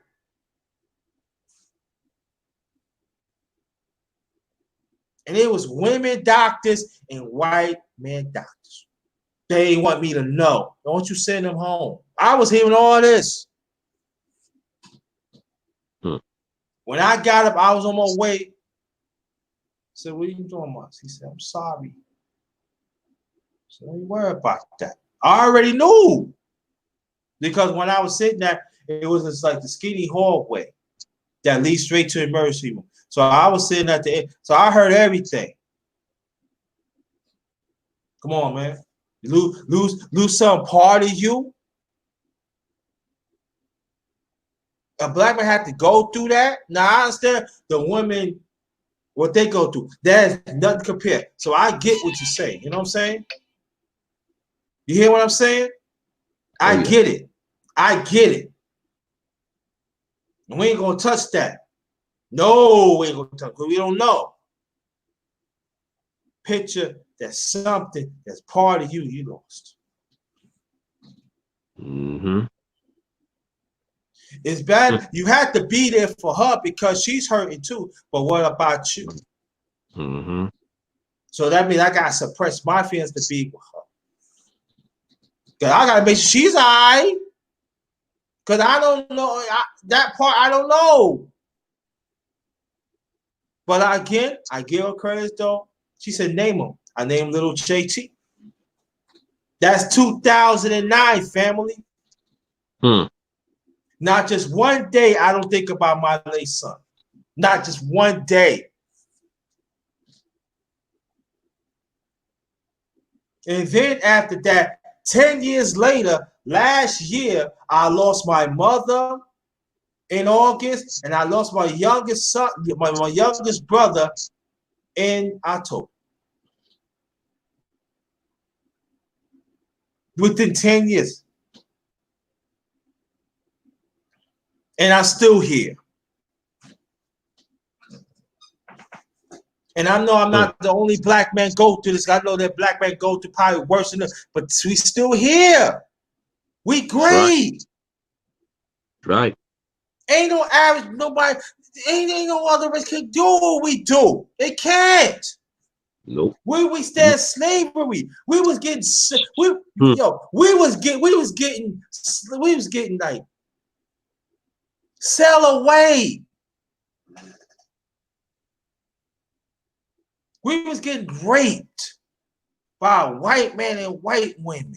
You see, that's what something they don't want to talk about. We was getting raped by women too. Mm-hmm. And we have to withstand that.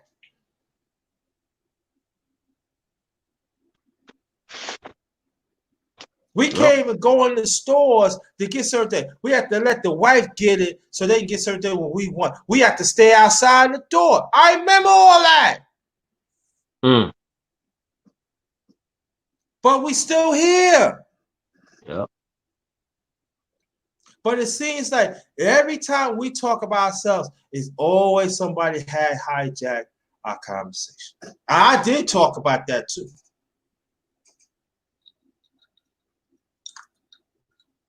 So when anybody can tell we ain't back, we black man, come on, man. We still, like you said, we still multiply. Yep. We are great in our own way. You don't have to have money and all this stuff. No, in our own way, we are great. Mm-hmm. That's right. And we still going through it.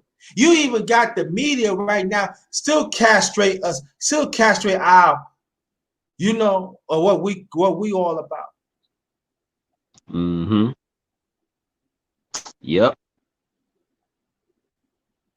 And he even got some brothers and sisters that work in mainstream media castrate us too. Our right. our well-being. Yes, right. But we don't want to talk about that. No, don't. Sure don't. We don't want to talk about that because you know why? Nah. Because it's coming to hit the truth. Mm-hmm. Yep. That's why we great, man. We are great, man. Deal with the bureaucracy, deal with all lies, deal with everything you got. You even got something, and I have to say this, you even got some black women do not want to be on your side. You trying to do what's right because you listen to what this oppressed system says. Oh, they give them all the goodies and stuff. And I'm talking about some. And give them all the goodies and say, and then after I said, do you know what they're going to do? They're going to throw you away. Like they do to us. What makes you different? You deal with the feminist. Then we got to deal with the feminists, and people don't understand this. Feminist is not Feminist is not really mainstream no more. They in higher positions of politics Mm-hmm. and the system. Mm-hmm. They lawyers.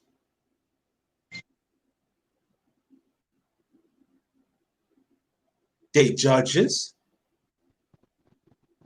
So then what they're gonna do, they're gonna keep on pushing this white supremacist policy. And the sad thing about it, some of our sisters has fallen into that. Well, what do you think? You think these white feminists that cares about you? They don't care a damn about you. We gotta deal with that.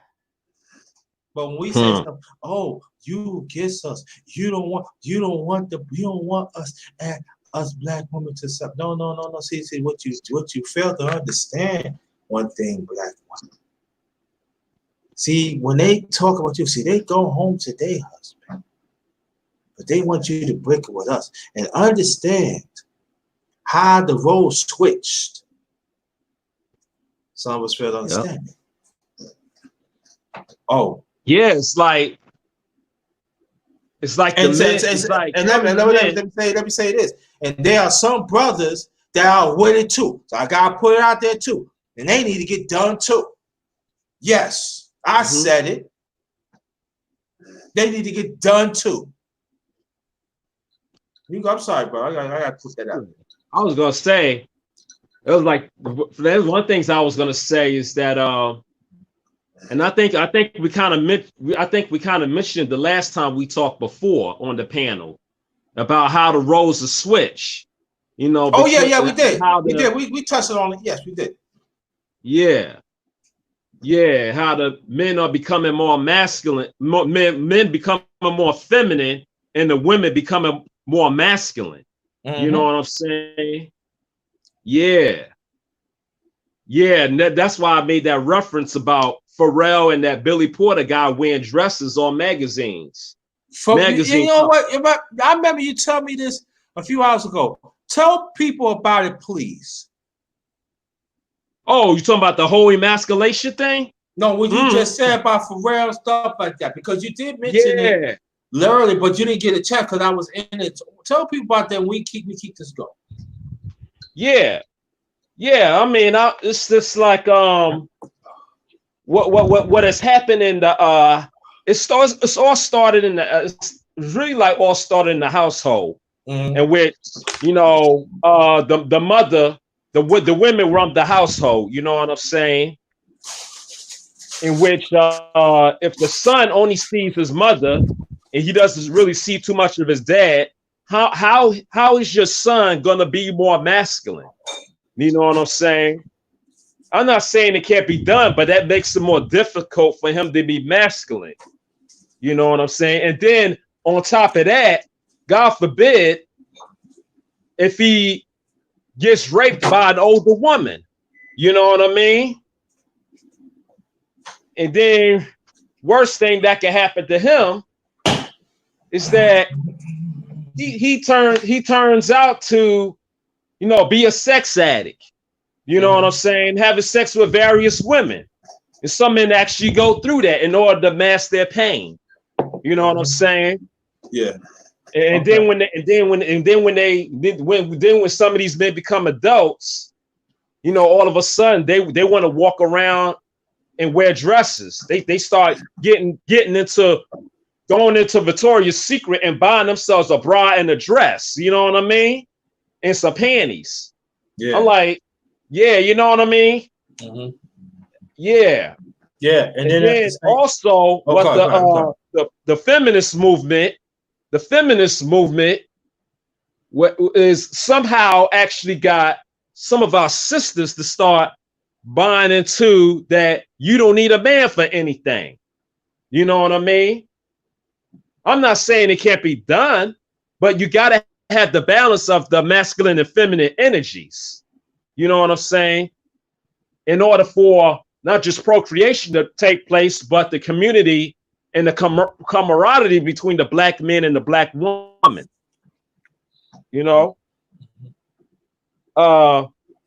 So the feminist movement somehow made some of our black women more masculine, saying that they don't need a man. Talk about they're independent. How are you independent if you still getting money from the government? If you got a social security number, in some situations you may not have a job because you may have some type of permanent disability, whether it's physical, mental, whatever. yeah, you still getting the government check. So how does that make you independent? You know what I mean? You But get your there, money from somewhere. right? But there are some in our Yeah, community that they on disability and they need a government check because they ain't getting no help. So, needed. but That's we something got that do needed. That's they right. do need it. So let's put it out there. Yeah, They need it. Mental, yeah, whatever it is, they need it. So let's put it out there. But I understand what you're saying. But yeah. my thing is that goes along the lines is this that you even got some of them they take advantage of these ones that is handicapped. I'm talking about disability too. Mm. That brother or some brothers that are on disability, they take advantage of them. And Uh-huh. they fail to recognize their greatness. Mm-hmm. And we need You to know, talk more about that. That's not right. I tell people right there, yeah. that's not right. You don't take it to I seen it happen too. You know how the system is.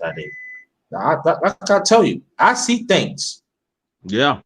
I see that like when I was young, I like that I ain't supposed to see of that age, but I Mm-hmm. did. But I did. And but we're gonna stick to the topic tonight. You know, to understand that we are great in our own way. We still wait for Yeah. some more brothers to come through. Most Matter of of fact, no, keep on going. I'll be back. I was Keep gonna on going. say, most importantly, like I said, we gotta start loving ourselves. And that's where it all starts, within ourselves.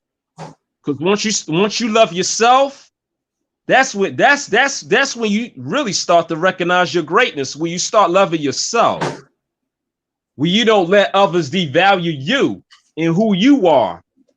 I don't let others devalue me and who I am. You know what I'm saying? Because the minute you let others devalue you and who you are, you know what I'm saying, you're not going to be able to become great. You're not going to be able to recognize the greatness that is already within you before you even came into the world. You know what I'm saying? Greatness was already in us before we even came into the world, man.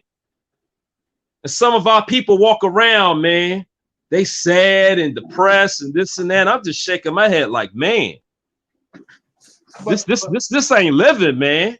I Like understand. Marvin, I understand is that, the but there are some legit reason why they sad though. Can you say that? what's that? I mean, The reason sometimes, why they sad? yeah, that's what I said because it could be legit. You know what I mean? Yeah, Sometimes we try to do that's true. things right, and if Some they of it, we don't get the resources that we have, we should. I'm just saying we got the black man. I'm just saying we don't get certain resources that go to a woman that we don't get. This is real, and there had nothing knock on the black woman in the chat room. Like I said, if you want us black men to tell the truth, you gotta tell the truth. yeah. What is designed to keep the black man and the black woman apart, but everything else and everything. But I think that the greatness that us do that, because you know what I said, I see a lot of black men, especially they homeless, and sometimes we ask how they do it, Mm-hmm. but they resilient, man. Mm-hmm. For years, you see them and say, how did they, you know, but they do it. Mm. So they say, okay, you probably got this, but you're not going to take me out. And you know, and I think about stuff like that. I do, you know. Mm-hmm. Sometimes it makes me sad because we be thinking, oh, it's they fault, but sometimes not their fault. Mm-mm. It's not always their fault. No. Now it's their fault. But see how this oppressed system get in our minds and everything, the media, you know, be the vehicle. Oh, it's their fault and stuff like that. And no, sometimes it's not their fault. Family. There's something I talked to personally. They said they'd rather be outside. They'd rather be outside than it's in the shelter. I'm more safer outside than the shelters. Where do you live at, brother? You don't want to ask. Oh shoot, yeah, I live in Newport News, man. Newport News, Virginia. Really? Yeah. That's where I live at. Yeah. Yeah, as a matter of fact, we actually have met several times at that food line in Newport, bro. Right. Yeah. Right. I figure like, hold up. That motherfucker look familiar. Yeah, that's me. Wow, that's you. Yes, sir. Oh wow. You see how things. Yep. Now I want you to understand this, family. When I go to the food line, we ain't gonna tell what part of the Newport News where we at. We're the food line, and we ain't nobody been it. I know, right? We ain't gonna do that. We ain't gonna do that. But don't even sit. No, I know you're a woman. Oh, no, we ain't gonna tell shit. Last talk tonight, you ain't telling shit. No, we're not. I have to put it out there. I know, right? But every time I see this brother, we always compensate. But so when he came, I said, "Oh, he look familiar." And I know you see me, he look familiar too. So when you say Newport News, bang, full line, and we compensate. Now look what happened. How truth unfolds. Mm-hmm. We didn't plan it like this. Oh. Mm-hmm. We didn't plan it like this. But see how both brothers that stand on their own truth, and also, you know what I'm saying? We recognize each other greatness. We recognize each other greatness. But look what happened. All that time, I knew this brother almost 2 years. I think it might be longer than that. Probably was, yeah. Probably was longer than that. Matter of fact, I talked to you. We ain't gonna say the bus stop, but you know what bus stop I'm talking about. Yep. Yep. And you know the bus is like 114, right? Yep. And I'm gonna say 112. And that's all y'all get from me. Yep. So me and this brother always talk. It wasn't never no animosity with us and everything. And look what happened, how the truth of brotherhood comes in full. And this ain't no mistake. This is not no mistake, family. So when they say a black man cannot exist of each other among each other, they don't know what they talk about. Nah. I ain't mean to brag or nothing, but underrated one, I be talk things to existence and things usually happen. That's all I know.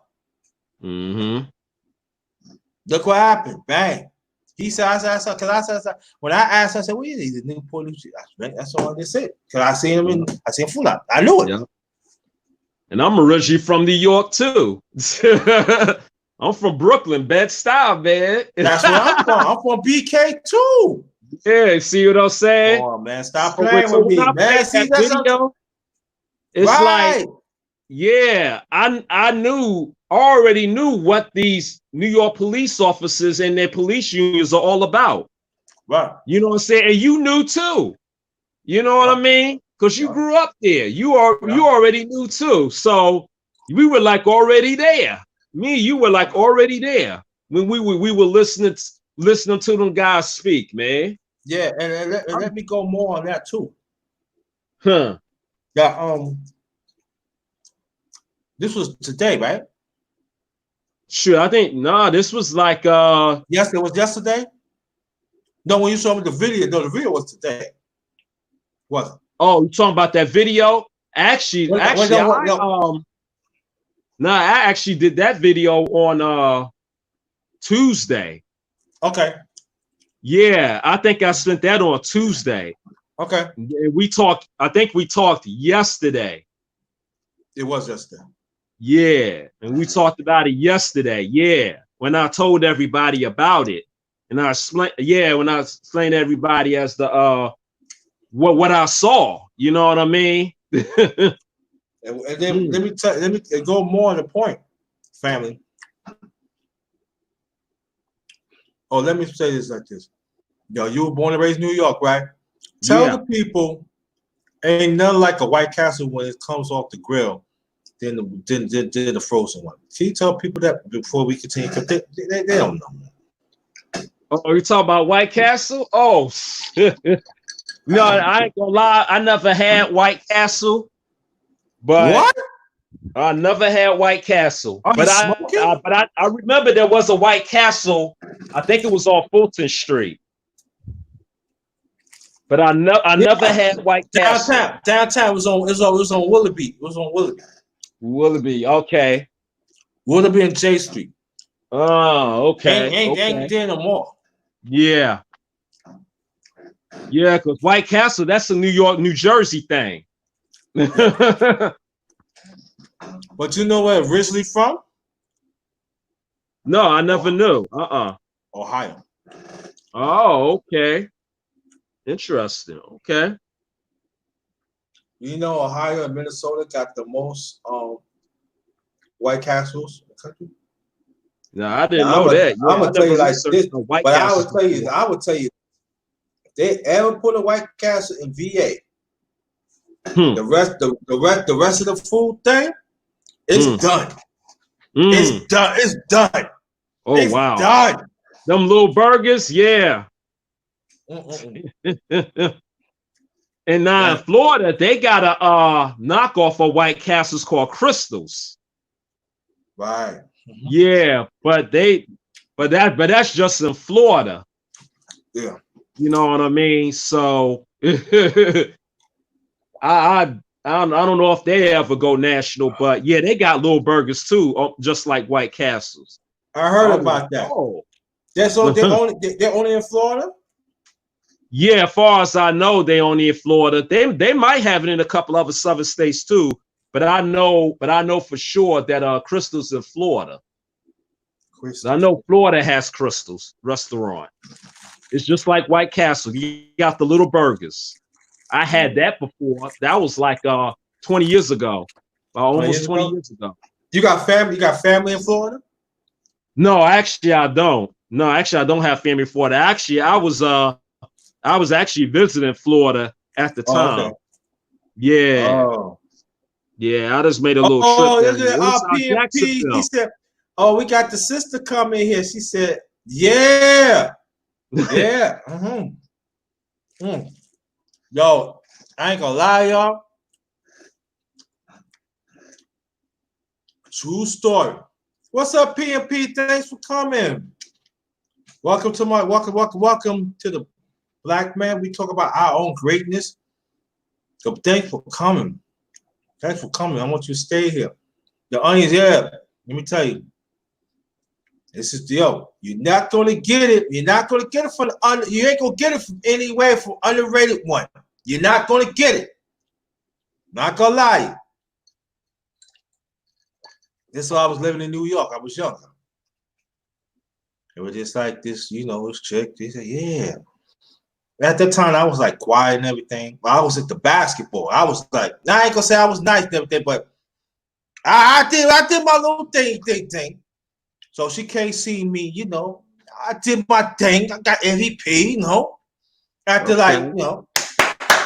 I did, I was all right that day. So, right.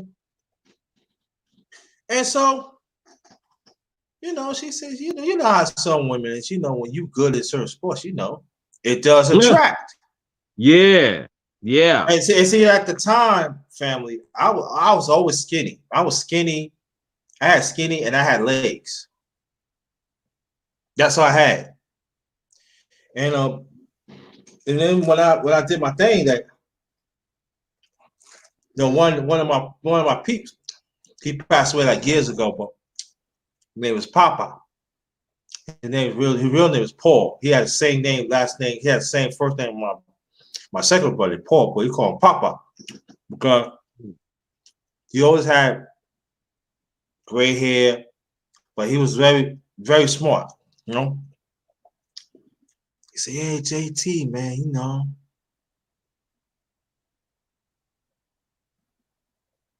She likes you. Man, I ain't trying to see no woman, man. You know what I'm saying? I just want to hit it and quit. I did.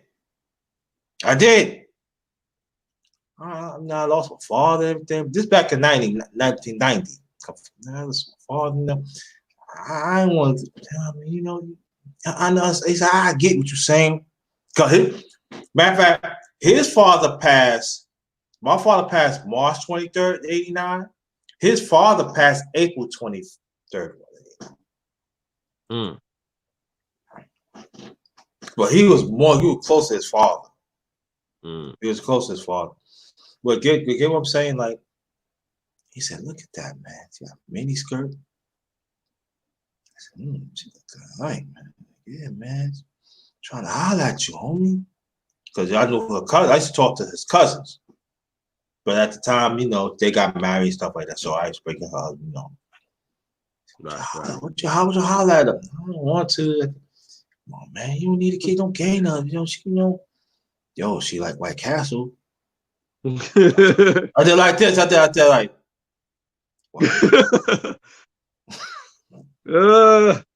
And then I said, "Word, yeah, man. Yo, she got her own house, man. You know.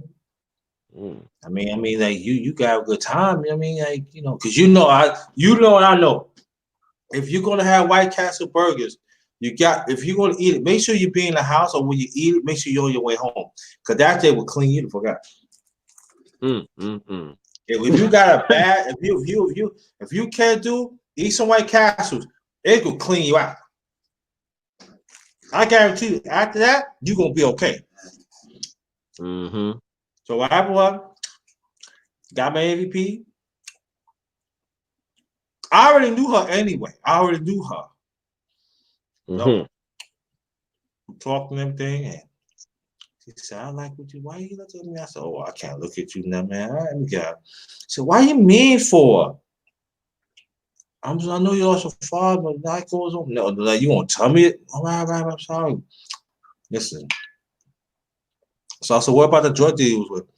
I'm not with him no more. I'm not with him. He over there talking to the other girl. So he came. See, like I'm saying, people don't understand, as you know what I'm saying, but when you play sports, you run into all types of people. Yes, sir. You run into all types of people. Sometimes it could be bad. Sometimes it could be good. It just said for me, I was never really into like drug dealing. I was into that. You know what I'm saying? That was not me.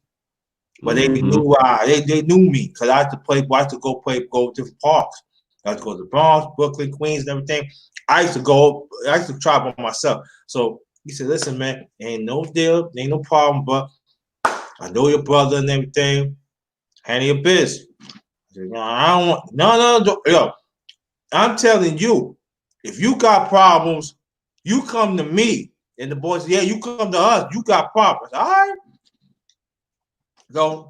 We went to ceremony, got my earpiece, all that.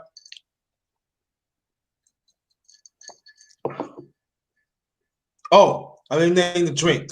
Oh, PMP, I made this drink earlier. By the top of my head, it's Burnett's White Caribbean rum, little high C tropical juice, and I add sliced peaches in it. And I call this Blackman. We ain't going nowhere. This is the name of this drink. Blackman, we ain't going nowhere. That's what I named this drink, and I will stand on it. If I don't like it, that's up. But get back to the story. Again, family, I was skinny. I had legs. And so after all that, I am on at first, you know about Queens, right? So you know about Richmond Hill and all that, right? Oh, you talking about? Do I know Rich? Oh, I heard about Richmond Hill. Okay. Yep. Yeah. I would live like the beginning of Richmond Hill. Yeah. At first, I had a room. Then I moved like 2-3 months later. I moved like towards the end of Richmond Hill, going to Kew Gardens. So So I was like, yeah, you know what I'm saying? So you live nearby me. I said, I live like, you know, this is a building. I said, oh, I know that building. That's out there, Queens Boulevard. I said, yeah, I live out there and everything. I said, damn, where your man? I ain't know, man. So what happened was like, you eat White Castles? Yo, stop playing with me, yo. I did. She said, God, you got, you know, why you, I do eat White Castle, but, you know, I don't want to eat them because, you know, traveling and stuff. No. You can spend the night with me. Man, get the fuck out of here. Yeah, I don't spend the night with chicken, man. You know what I mean? I've been through this. Like I remember I turned to 11. I can't. No. I'm a good person and everything. Yeah, listen. I want, you know what I want. I got what you want. You can stay as long as you want. I take you home you want. Now, understand, family, at this time, I just moved from my room at the beginning. I forgot. I think 125th Street. Then I moved towards the inner Kew Gardens, and towards Richmond into Kew Gardens. That was like a big around Suffolk Boulevard or something like that. That's like towards the end of Kew Gardens. You know, Richmond going to Jamaica. That was all Jamaica. And so I didn't get a chance to really take things out of my in the box yet. So, you know, it's all right, you know, I gotta go home, you know, get my stuff. Now, as you know, back that time they had $2 cabs. Yep. So, you know, that's boom, boom. Get my stuff and came back. You know what I mean? Like, yeah. So she I ain't gonna lie, she was looking kind of good. Damn. Yeah. And I got some White Castles too. She bought the 20 bag of cheese and 20 bag. You know what I'm talking about, bro, because that's what you smart. Got 20 bag of cheese, 20 bag hamburgers, fish fillets and all like that. And all that stuff she got at that time. That's like just over $30. Yep. And she bought all that for me. And so we was kicking in everything. And I was like, Now I'm leaving some stuff out because I ain't leaving on that. I'm just letting you know. Now me, we talking about our greatness, right? Mm-hmm. Now I'm talking about our greatness. So my greatness was, Underated was handling his business. That's all you need to know. Yep. Exactly. I was handling my business. Yes, sir. I handled my business.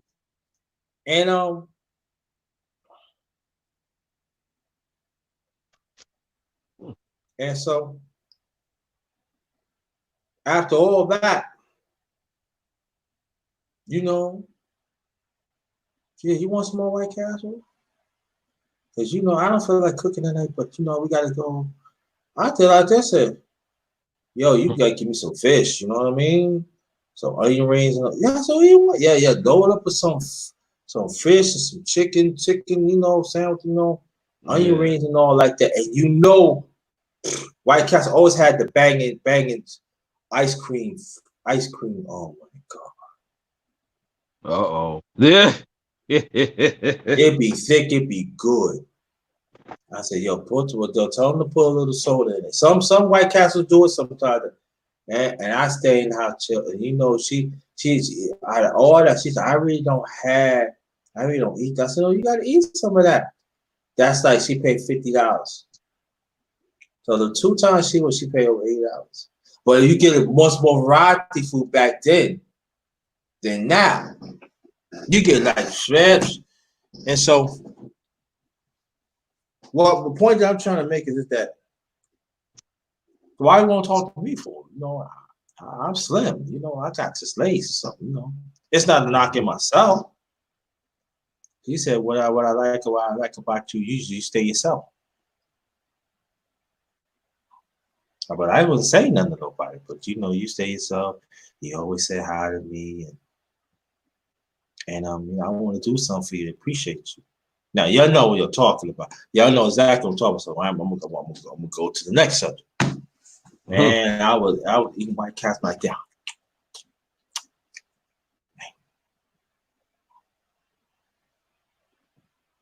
but she knew I was. See, I was great in my own way. I ain't let it go to my head. Now it'd be a time sometimes we underestimate our own greatness too, and that pop up too.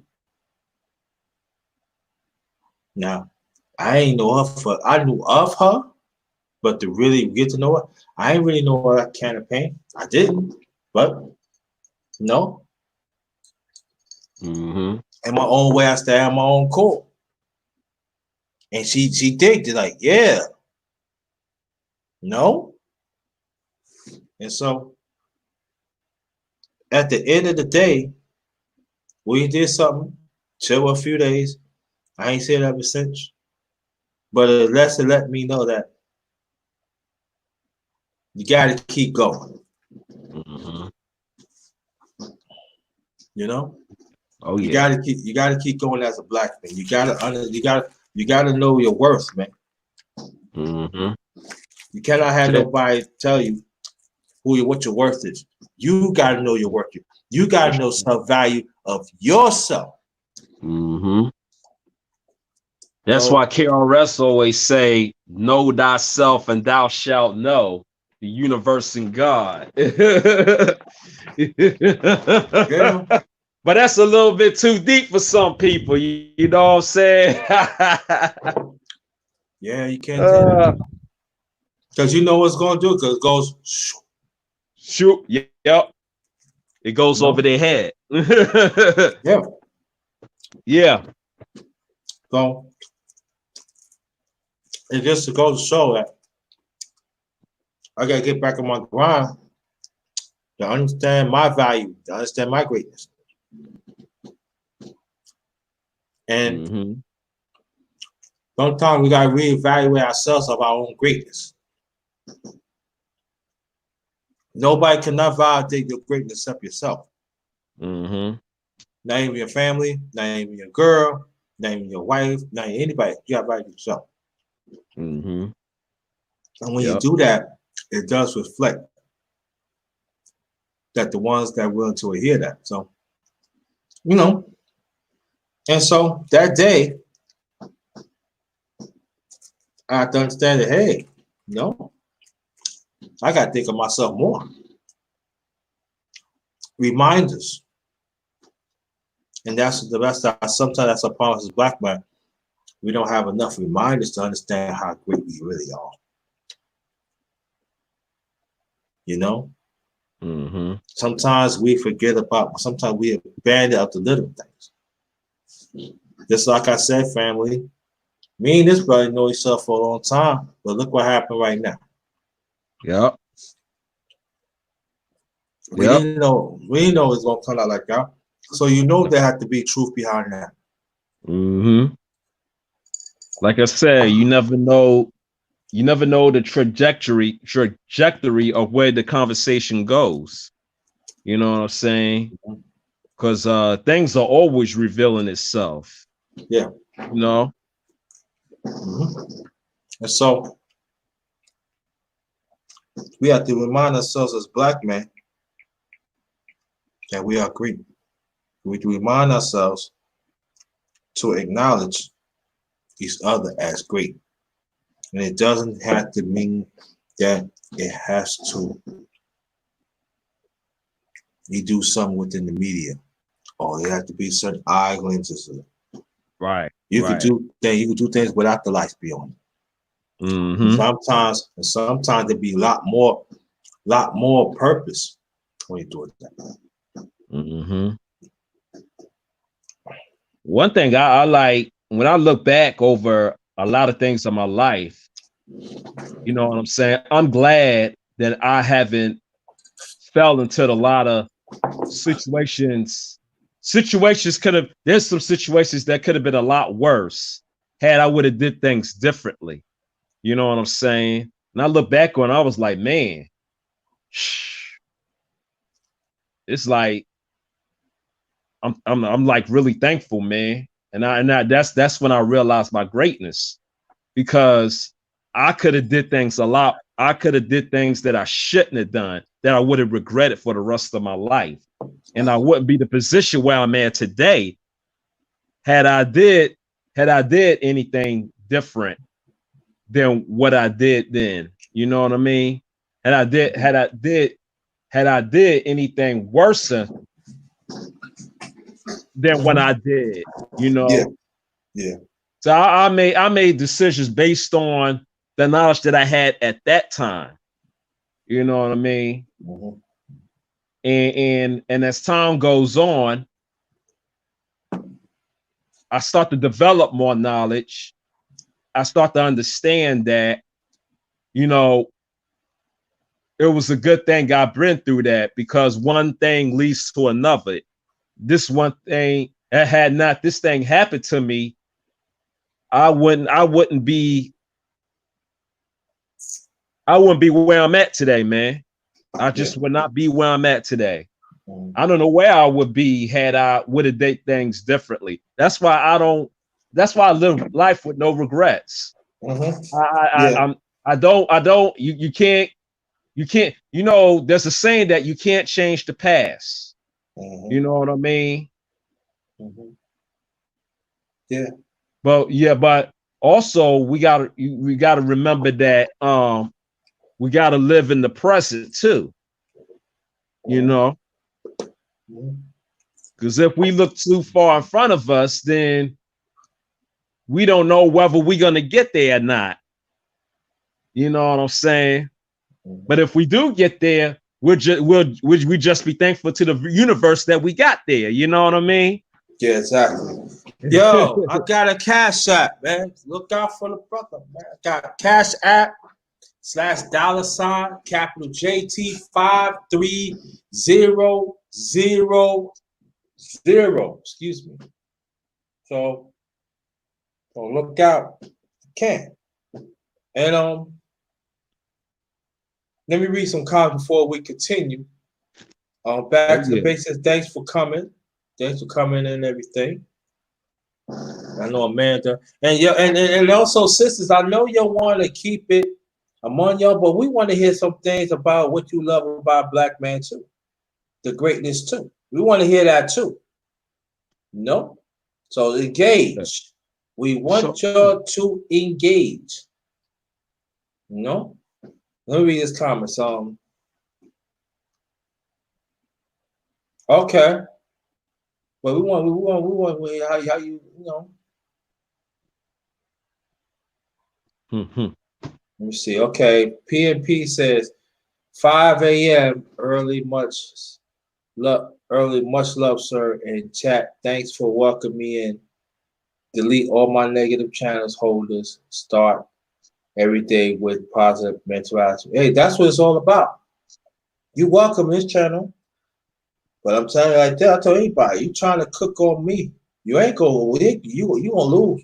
You go against me, I don't care. You go against my existence. You going to lose. So well, we glad you here. Like with Amanda. Thank you so much. Back to the basics and stuff. And like I said, I did say that I wanted to say a little something to invite the brothers in. And I guess they left. I don't know. I can't explain why, but we got you here and everything. This the Cash App. Donate. If you feel free, please donate. Very much appreciated. Hit the like button. But the thing about this too that we gotta stop letting us as black men. We gotta stop letting this repressed system define who we are. We define who we are. Right. No matter what it is, you could be in a jam. As a black man, we have endured a lot. So we have to understand our greatness. And that's what I want to bring to do. And I think about doing another one. I think we're doing another one. Ask brothers. You're on the panel and tell how great you are. I want to make this like part one. I probably have to word it differently because street yards. If you go over 100, words, 100 letters, you gotta do it. So, but I wanted to do it. I see how the atmosphere is first and everything. But I say this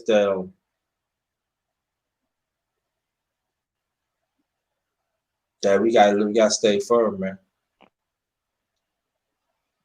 No matter what people say, you are great. We are great. We are great. We are great in our own way. And you don't have to follow nobody or other next black man of anything. You know? That's right. We don't have to. God. When you standing for yourself, black man, so it's gonna be some black man, there's gonna be some black woman that can understand you. Or they refuse to understand you. No, you stay on your core, no matter what. Yep. Absolutely. Don't never get up yourself. I don't care how dark it feels that you feel that you're going under. Never give up yourself. You keep on working. I know from personal experience. Mm-hmm. Keep on working. I understand as a black man, you're not gonna get the break, but you still gotta keep on working. Keep on working. Mm-hmm. Wow. Gotta keep on working. And I understand the process. But keep on working. Know yourself that you are great. Know the ones that came before you that set the tone. And we got to keep Mm-hmm. it going. And we got to learn Mm-hmm. to keep it going. Yes, sir. And Yep. we got to be around other black men that have the same mindset as we do. Mm-hmm. And trust and believe when we do that. And I know, and I'm just saying, some women, they are someone who will identify that because they got strong masculinity. Doesn't mean that we pay attention to that because we don't. We went to our thing. So let's understand that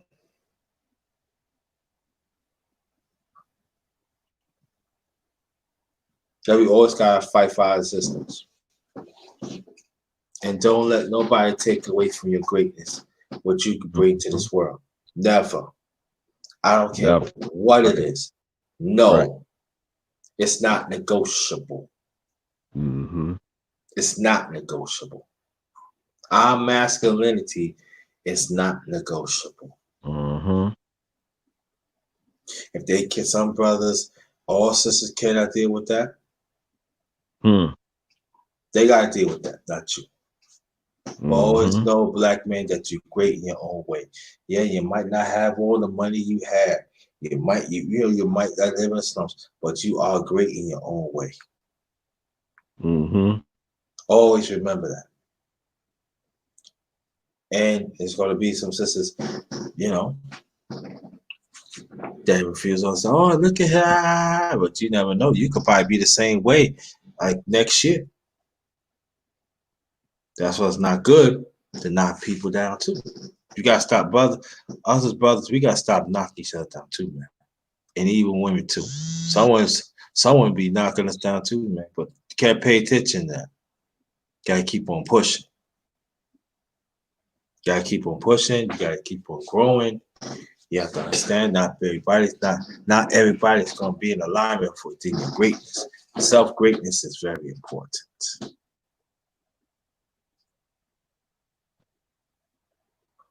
It's very important. Yep.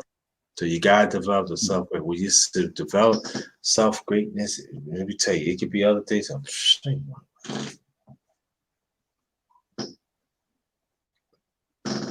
You know, so we have to take our time. We have to take our time to really push it.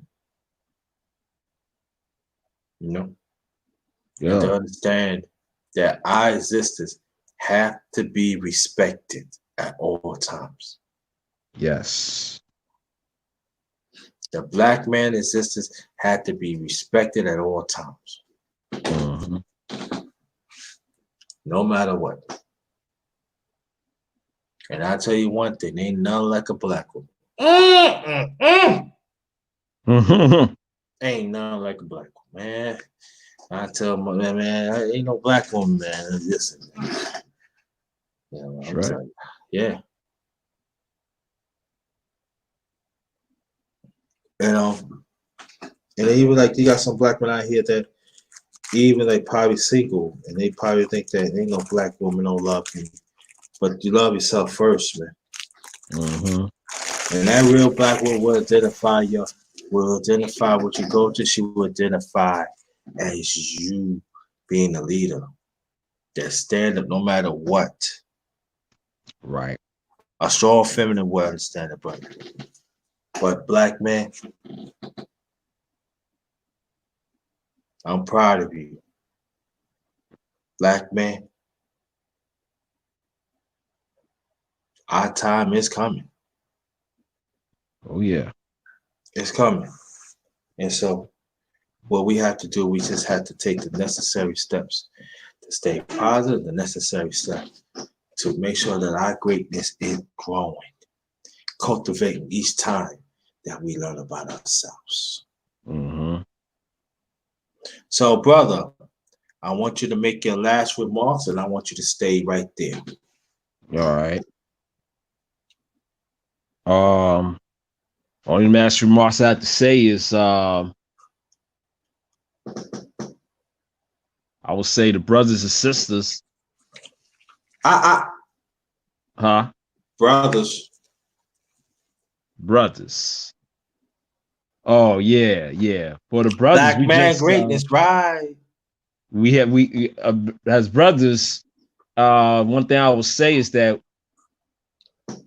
we just have to humble ourselves, you know. And that's one of the things that's gotten me through life is that, you know, that I always humbled myself. That's it. If you can humble yourself, man, you could overcome anything, man. Because it's nothing better.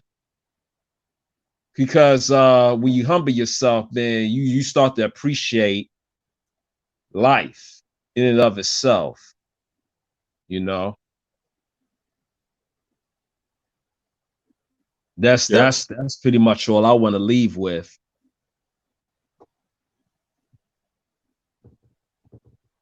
Okay. Yeah. All right. Stay right there, bro. All right. I would say this, that it was hard at first. I don't know what happened. Something I don't know was, you know, I ain't gonna put it past YouTube and stuff like that, but there was quite a few brothers that came through, and then I was gonna say a little something, a few minutes, and I was gonna put the thing out. I don't know what happened, but I think that I'm gonna do a part 2 to this. And cause we gotta recognize each other's greatness. Nehemiah, stay right there. Nehemiah, I'm gonna send you the link. I want you to get on the panel. I want you to talk about your greatness as a black man.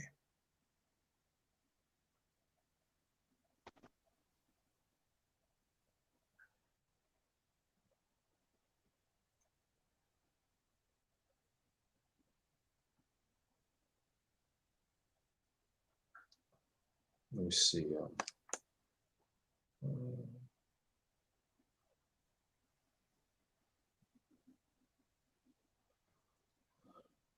All right, you can hear me, Maurice? Yeah. Okay. Oh, yeah.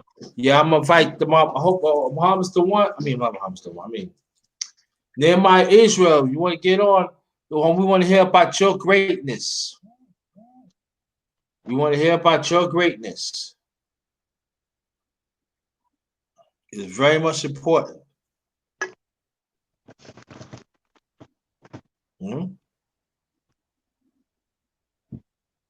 So I'll put the link out there, brother, if you want to get on. That'd be very much appreciated. Want to hear about your greatness.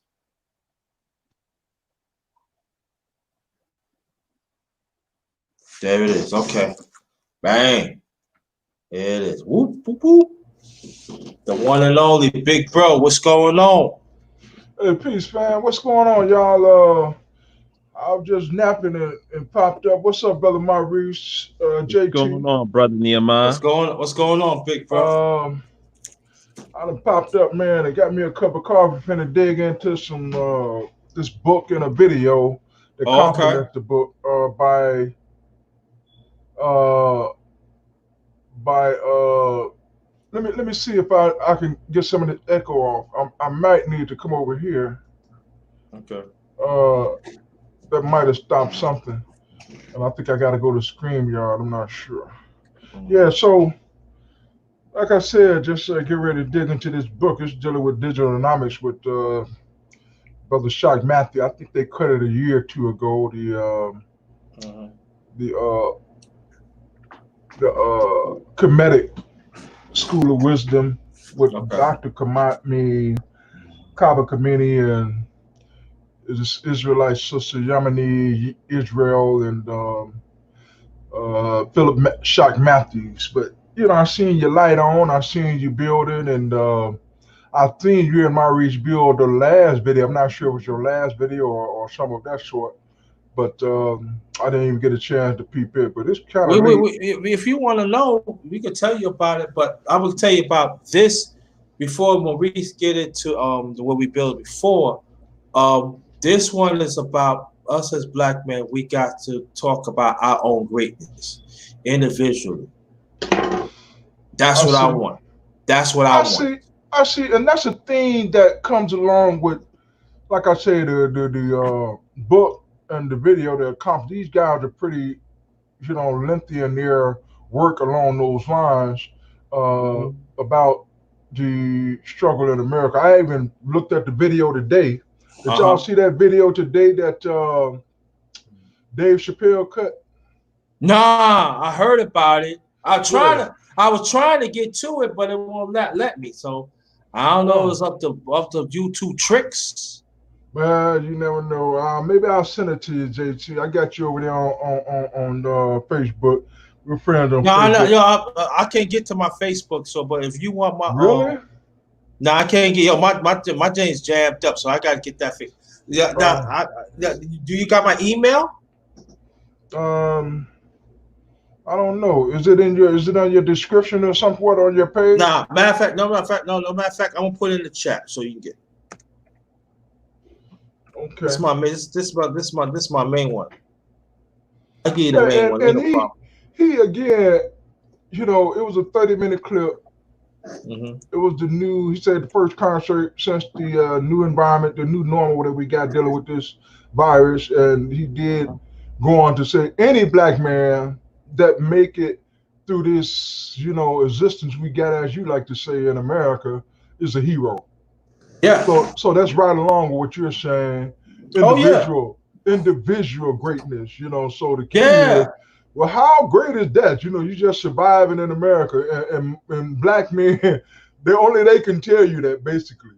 And if you look at what that brother was saying, it's so powerful. And like I said, the brother Philip Matthews, he putting it in the book, and he got all these doctors. So they did a lot of work, like I said. And this is other brother, you know, I really enjoy. He's a comedic brother as well. And he sits up by himself. He's been doing it a long while. He's been doing it for about 20 years. I'm not sure how long in YouTube, but I think he got 3 or 4 years. Are you familiar with him, Brother Hatim? Brother Hatim with the Ghainami Journey, the Ghainami Journal. I think I heard of him.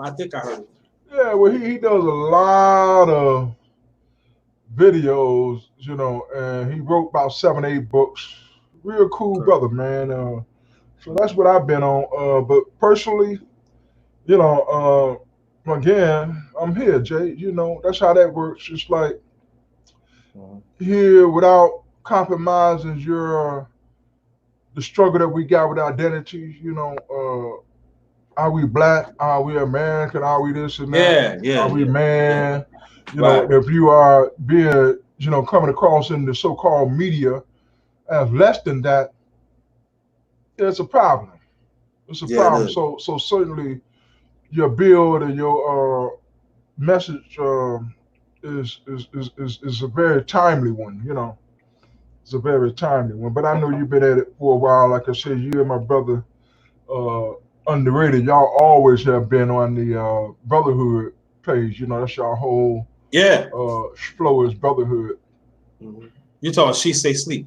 Yeah, yeah, yeah. She stay asleep, and Hmm. I see that he he's still about the brotherhood. I'm not sure because I get all his notifications on his bills, and I know I'm not sure if it's MGTOW or Itmore that he you know uh, build with or debate with or whatever. But I know that most of his loads have the masculine mercenaries in it, which Yeah. I know is a hashtag. Well, that's Angry Man's you know. Series, missionary masculine mercenaries, which is, again, here we go. We're dealing with the masculine, we're dealing with the gender, we're dealing with, like you say, black men. And if it's a mercenary, I'm not sure what the message is there, but I know if Diaz won, he's getting his work in. He's putting his work. I know he's getting a Well, lot of content out of it. yeah, I think what it is that that what I see from the master missionaries that there is a have to be a continuous space to talk about us as black men. We got well, I think ours has to be counted no matter what age it is. And I feel this is a constant growth that is really happening that at times that we fail to understand throughout for years. So what she say sleep is doing, I do identify because we don't have that many spaces. Now there gonna be some people like, what about the other black man talking? No, I ain't talking because I actually also see there are some black men do have spaces, but they're not taking advantage to tap in of our greatness. They not tapping what we could do as others. We let certain classes get in the way. We let prestige get in the way. Now I see you. You are my brother, no matter what status you in. And I want to have I know you are. You feel the same way about you. Feel the way about me. But that is the problem. And so what happened was, as me as being the older brother, being the older man, I have to understand that I have to be there for DS1 and our little boys. Yeah, Because that's another that treatment. conversation is not happening. That That conversation that is that not happening. We get that shut out. treatment, well, it is. Again, like I said, I'm gonna see you that video because All David right. Chappelle, the first thing he started with was talking about the leadership of the youth because they running the show now. Like you Right. said, these guys are the warrior builders, and that's what the Mhm. dynamic theme is. That's what my name insinuates. Uh, Nehemiah. So that theme is nothing new. To build. None, To be no. a warrior, to be a healer, to be a counselor, as you say. And that's what you're referring us as elders to be counselors to the warrior builders. Right. The warrior builders healers. So Hmm. it's levels to it, uh, Yep. and that's what, like you said, is missed. It doesn't ain't nothing new, brother. Like they say, ain't nothing new under the sun. It really No, is. no, no. It's simply have been a lost science, a lost art. There have been distractors. There have been, this like the brothers over there at the Wisdom School like to say it has been. We are far away from the natural order of things. We are in this disrupted, very disrupted environment. Mhm. So and that's what comes across as the other nations. I don't like to use the term white. I like to use the term nations. I call them Gentiles. You know, uh, Mm. So and I understand Hermetic brothers. And so on. So when I look at it in that sense, I understand.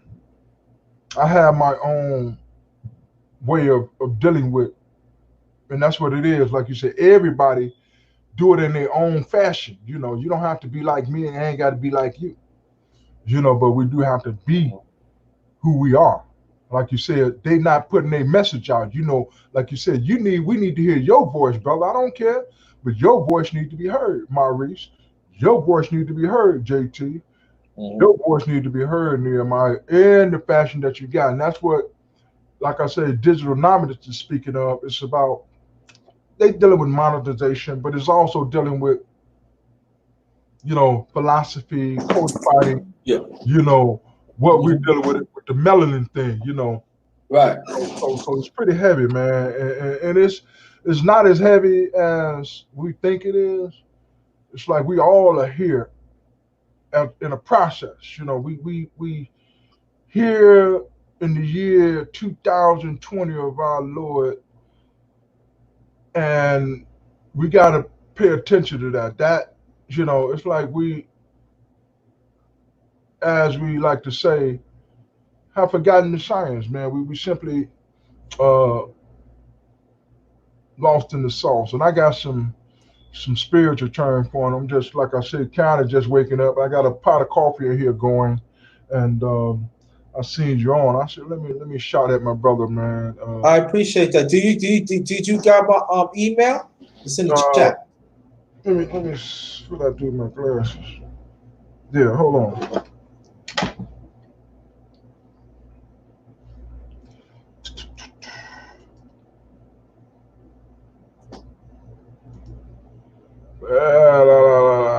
What do I do with the chat? There it is. PMP Queen Pimp. Okay, JT Blackman 40. I got you, bro. Gotcha. Okay. So Yeah, you can send that. Send that, man.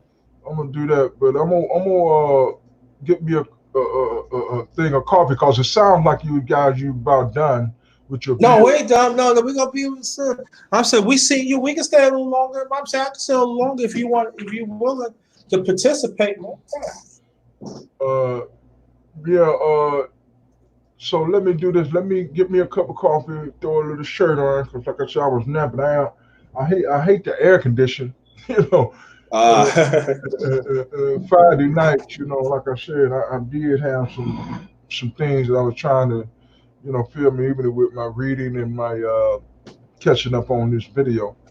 So, but yeah, give me a minute. Let me get me a coffee, y'all. yeah, we be here. We be here. Me and Maurice gonna build. Then you come back and you can join the conversation Okay. because we still want to hear of your greatness. Yeah, I want to see where you guys carrying that. You know, I want to see where Yeah, y'all exactly. going with that. Yeah, cause like I said, it's coming across all of those, and like I even made a comment saying these might be the resources that I need to so-called tribe up, like the dynamic brother speaks to. He talking about tribing up, like you said, your greatness. You know, that tribe that you come from. So Right. give me a minute. Now I'm trying to do too much because I think I was trying to simply just put my what you call up. How do I put my there's no way for me to do that, is it? What? For what? Throw up my avatar. Just cut off my cam.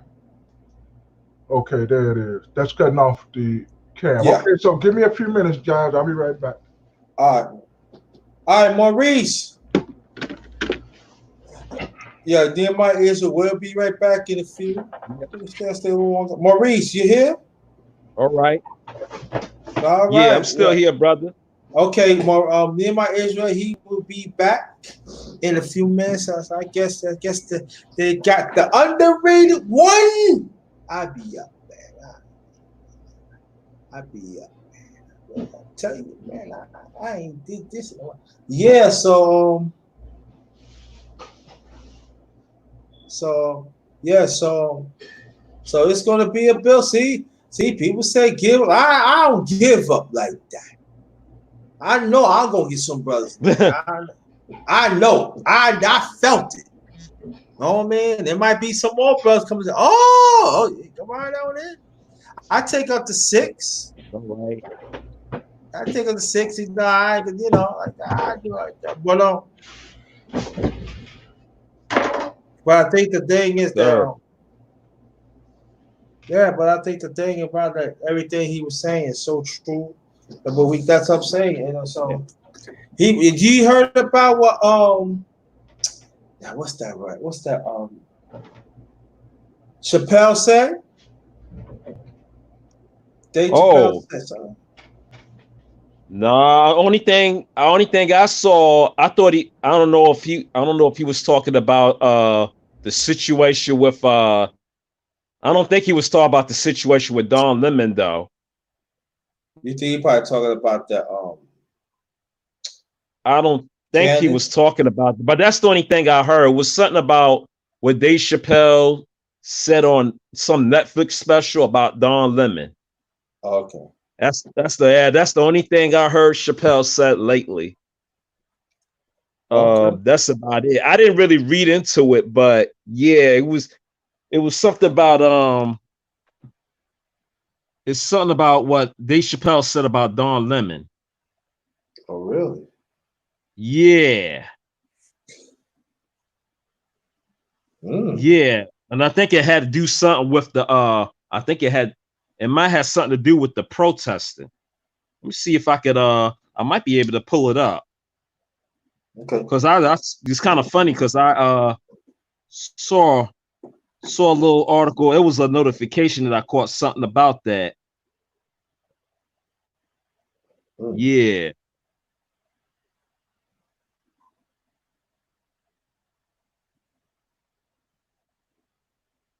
Oh, it's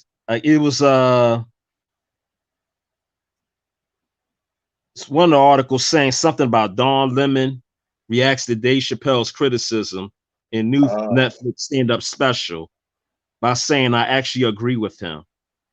When Okay. which John Lemon said I actually agree with him. Wow. Yeah. Yeah, Dave Chappelle just dropped a new comedy special. Oh, he did? Yeah, yep. This on Netflix. He just dropped a new comedy special. Oh, okay. Yeah. So I don't know if Nehemiah. I don't think Nehemiah was talking about that, but that was like the thing that stand out in my mind. You know, it was talking about actually it was about the time when the officer had his knee on George Floyd's neck for 8 minutes and 46 seconds. You know, that was that kneeling that the congressman did with that kente clothing on. Yeah, they did that for the same time that the officer had a knee on George Floyd's neck. That so-called to so-called commemorate or not to forget, you know, what that officer did to George Floyd. You know what I'm saying? Yeah, I call it the Kaepernick kneel. That's what I call it. Because Kaepernick did that same kneel when he refused to stand up for the national anthem. And he wasn't the first athlete to do it either. That's a history on that. Mm. Yeah. Yep. Yeah, that's what's up. So tell her what things you like to you do. You doing full line besides put up stuff. Oh shoot. I just yeah, man. When I'm not actually when I'm not working at Food Line, I mostly be doing a lot of I'll be doing a lot of researching and reading, Mm-hmm. looking over articles and stuff. And I always find something interesting. I always see something new. You know what I'm saying? And then it's like a lot where I see the news cycle now. It's really a news cycle. I mean, cycle means circle. You know what I'm saying? So everything circles around because when I see something now, I know I heard it before because I remembered. I remembered in my mind as to where I heard it before. It may have been 2 years back. It may have been 3 years back. Sometimes it may be even be less than a year back. That's how circular, how the cycle of the news goes. That's how I go. Just like it's like a mind trance. They keep spinning the same thing over and over and over, and people and the average person is not getting it. You know what I'm saying? Because they're not spiritually connected to the universe. You know what I'm saying? They're not. That's basically it. They're not spiritually connected to the universe to be able to catch that, be able to discern. You know what I mean? Able to discern not just what you have seen, but also discern or whether is there some validity to it, or is this or are they playing with our minds? You know what I'm saying? By having these news cycle, the same news stories, they're using the same words, or sometimes even in some cases using the same names over and over and over again. You know what I mean? That's so when somebody say, there's an old saying, there's nothing new under the sun, or they ain't saying nothing new. 9 times out of 10, they're not saying anything new. It's been already been said before. But if you don't study history, you know what I'm saying, you're not going to catch what was being said before. You're just thinking that, oh, this is something new, when in truth, it was something that was being said before. You know what I'm saying? So yeah, that was just something that I just came up in my thoughts, you know. And it's like once you recognize stuff like that, that could also that has also led to my greatness too, to be able to decipher and not only to see things but for what they are, but also to be able to catch what was being said before was the same thing they saying now. So they're not saying anything new to us. They're not doing anything new. It's just we're seeing it now more in the visual rather than us just saying to others what we saw then. You know what I mean? Sometimes people need a visual in order to see what you was seeing back then, or what you were saying back then, what you were seeing and saying back then, or what others had said back then. You know?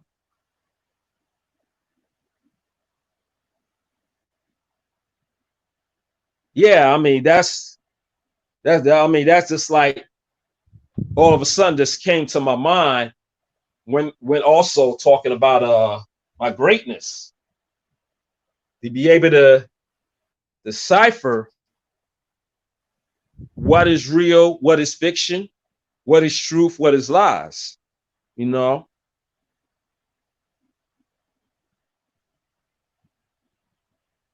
And once you have the spiritual eyes to see that, you know what I'm saying, when they spin this stuff back around, you already know what it is. You already heard it before.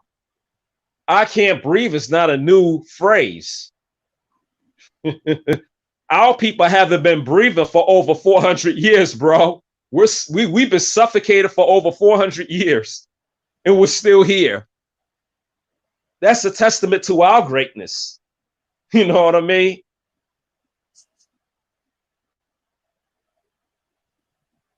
So, yeah. So that's all I had to say on that. I don't know if anybody else want to add in what was being said, you know. Yeah, I got a little bit from that. Starting out, the only part that I heard, when I got back, is you were going in on the news and media, etc. And that's what this digital knowledge is about. Now, the news, when I hear the news, I think along the lines of Greek. That's where they at Antioch in the scriptures. I'm a scripture. I'm a brother from the book. So it talks about that's when they start using the term news. Which you say what's new.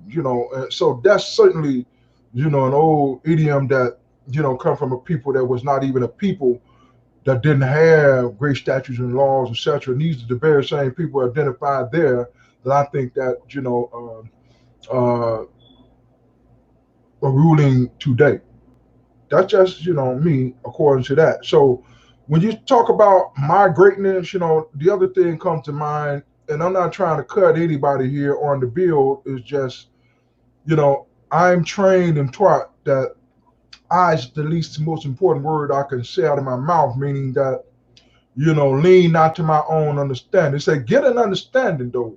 So you must get an understanding, but lean not to your own understanding, so that I can appreciate, me talking about how great JT is and how Maurice is, but I can't say it out of my mouth. I'm like, so that part, I don't think it's means lack of self-esteem, because you gotta really be versed in the world, somewhat.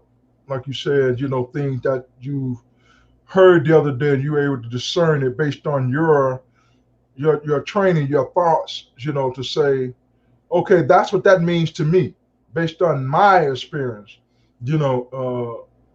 I've heard it once, two, because they say repetition is the mother of all learning, right? You hear it once, twice, and so it ain't nothing new. Like you said, that term ain't nothing new, and like you said, I can't breathe, it's in the dictionary now, it's in the history books, not just recently. It's been around for a while. And so I sent JT that link. I'm not sure he was able to access it because it is on Facebook. So, and I heard you kind of going over the summary about David Chappelle, the 8:46, because he said that's the time he was born, 8:46 in the morning.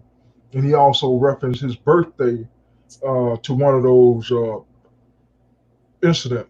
If it was a Castile or any of the many, certainly not new, uh, brothers that have and sisters that have come across, this digital mean of seeing, the oppression, seeing the destruction of people. That's why I like to, throw it in that broad category. So I would say the greatness of that people. Certainly there's another humble approach if you believe in the curses. The curses talk about why we're in the condition we're in. And the only way to get that reproach off of us is to repent and to sin no more. So when people hear that, they're like, what is he talking about? Repent and sin no more. Well, it really is simple. It's about, like I said, when you was a child, you spoke as a child, you thought as a child, and you reasoned as a child. When you became a man, you put away childish things. It's about growing up. Like you said, it's about being able to discern better. Don't continue to repeat the same thing over, expecting different results. That insanity, doing that mess, especially like you said, having the seasoning of your heart to know discernment. Like, man, I can't do that, And like you said, that's from something you identified as great within you, is being able to identify some hot mess versus something that is sound, something that's sound in terms of that. So, yeah, like again, like I said, not to cut this greatness thing, because I understand JT the way he really, like I said, his whole brotherhood thing. So I like to see him continue to grow. Like he said, man, I'm an elder, and yeah, I'm like, well, that's where we at. We all are. If you, in my estimation, over 50, that's just my training. If you're over 50, you're in that counseling stage. You're in that stage where you should have something to pass on to the people that's running the show. And that's them guys, like I said, that like She Stay Sleep, he's a true great young leader. That brother ain't 30 years old yet almost, but he got the heart of a genius. He got a very keen intellect, and so that's why he's able to get that content in today's language, unfettered. You know, he's able to put it out there. So he's going to continue to grow, continue to be molded by the environment, by his tradition, by his training, by his elders. Uh, and so it's a beautiful thing to, like you say, live in your heart, to live passionately, you know, to live that way versus living any other kind of way that comes across when you consider the oppressor, you know, the oppressor, which is never a person. That part comes across in my training that it's never a person that the wars with, like they say, the wars with flesh and blood. Meaning the war is not with flesh and blood, with principalities, dominions, and high places. So we're talking about, like you say, the news media, the government, the police forces. It's not the individual, you know, Yeah. because we know that one cop in the 4 and 5 uh, ain't it. They just got on a suit, you know. They just wearing the armor of, you know, I call Satan. I'm like, it ain't nothing but Satan. Right. So you know, again, like you said, it really is about getting that knowledge, seeking knowledge, getting understanding, and leading out to the understanding. So it's like staying humble. That humility is everything. Uh, that part, you know, like they say, fools rush in. You know, the fools rush in, and I'm not calling the young folk fool. That really, and like I said, I keep going to David Chappelle, powerful little thing today, because he really said, man, I'm angry. He said the street speaker. That's what he called the street. I would like to say it's the youth. And when I say youth, I'm talking about people under 30. Now, when you get that 30 to 50-year-old, you know, these guys really uh, run the show. These are the ones. Are they millennials, 30 to 50, or because they always giving them generational? You know, because I'm a baby boomer. You know, the last of the baby boomer. I think JT is he's that Generation X, or Yeah. something like that. Something like that. So, you know, but Millennials, they're like the ones in they most of the millennials are in their 20s. But like the oldest is probably like in their mid 30s, like maybe okay, like around 30, maybe like around 34, 35 or something like that. That's probably the oldest millennials. okay, because you got Yeah, the Generation X they're more like in the between generation X. us and the Yeah. millennials, and then you got these other guys behind the millennials, like you said. But it's that segment of the population that's running the show. Uh-huh. You know, like you said, the elders of that generation. So they've been Hmm. in power for a few, you know, and you know, our traditionals like Trump, you know, like my parents, they're up in the 80s, 70s, and 80s. Are they in power? No, they just are council. They just are, you know, they fall in that category because if Barack has just, you know, left his position, you know, he was right there with us, a baby boomer, maybe a little younger. I'm not sure, but I'm almost certain right there he Right. might be a boomer or extra. But no, man, yeah, we definitely the struggle is real. It's a real war, man. It's a real war of nations Yes, sir. that, you know, everybody got to stay suited up in their own way, and that's what that Professor Kaba says. Man, he really does a lot of work. He works with a lot of people. He works with, like, he was working with what's his name that did the living. I've never watched any of the shows. What's the name of that series? Tariq Nasheed did. Uh, You talking about Hidden Colors? Hidden Colors, yes. Yeah. One, Okay. those series. Have you watched those series? Yeah, I watched most of the movies. I think I watched from The first one to maybe like the fourth one. Like the fourth one. I don't think I've seen 5 and 6. I So think there's 6 in oh, there are total. 6 of them. Okay. So you know who I'm talking about when I say brother Professor Copper, right? Yeah. Uh-huh. Yeah. So he's Professor Copper. Believe it or not, he's not quite 70. He's like I'm 60 years old, and Professor Copper's like 6. He got me about 7 years or so. So he's about 67, 8.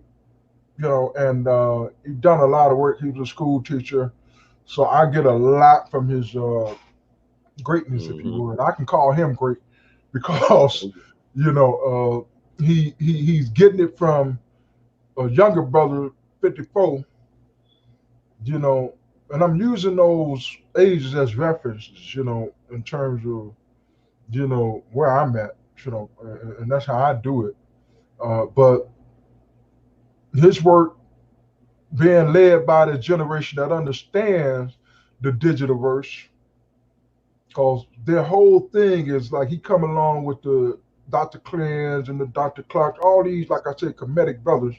Their thinking and training is a little different than mine. Just like I know DS1, you got a different training format, and so does JT.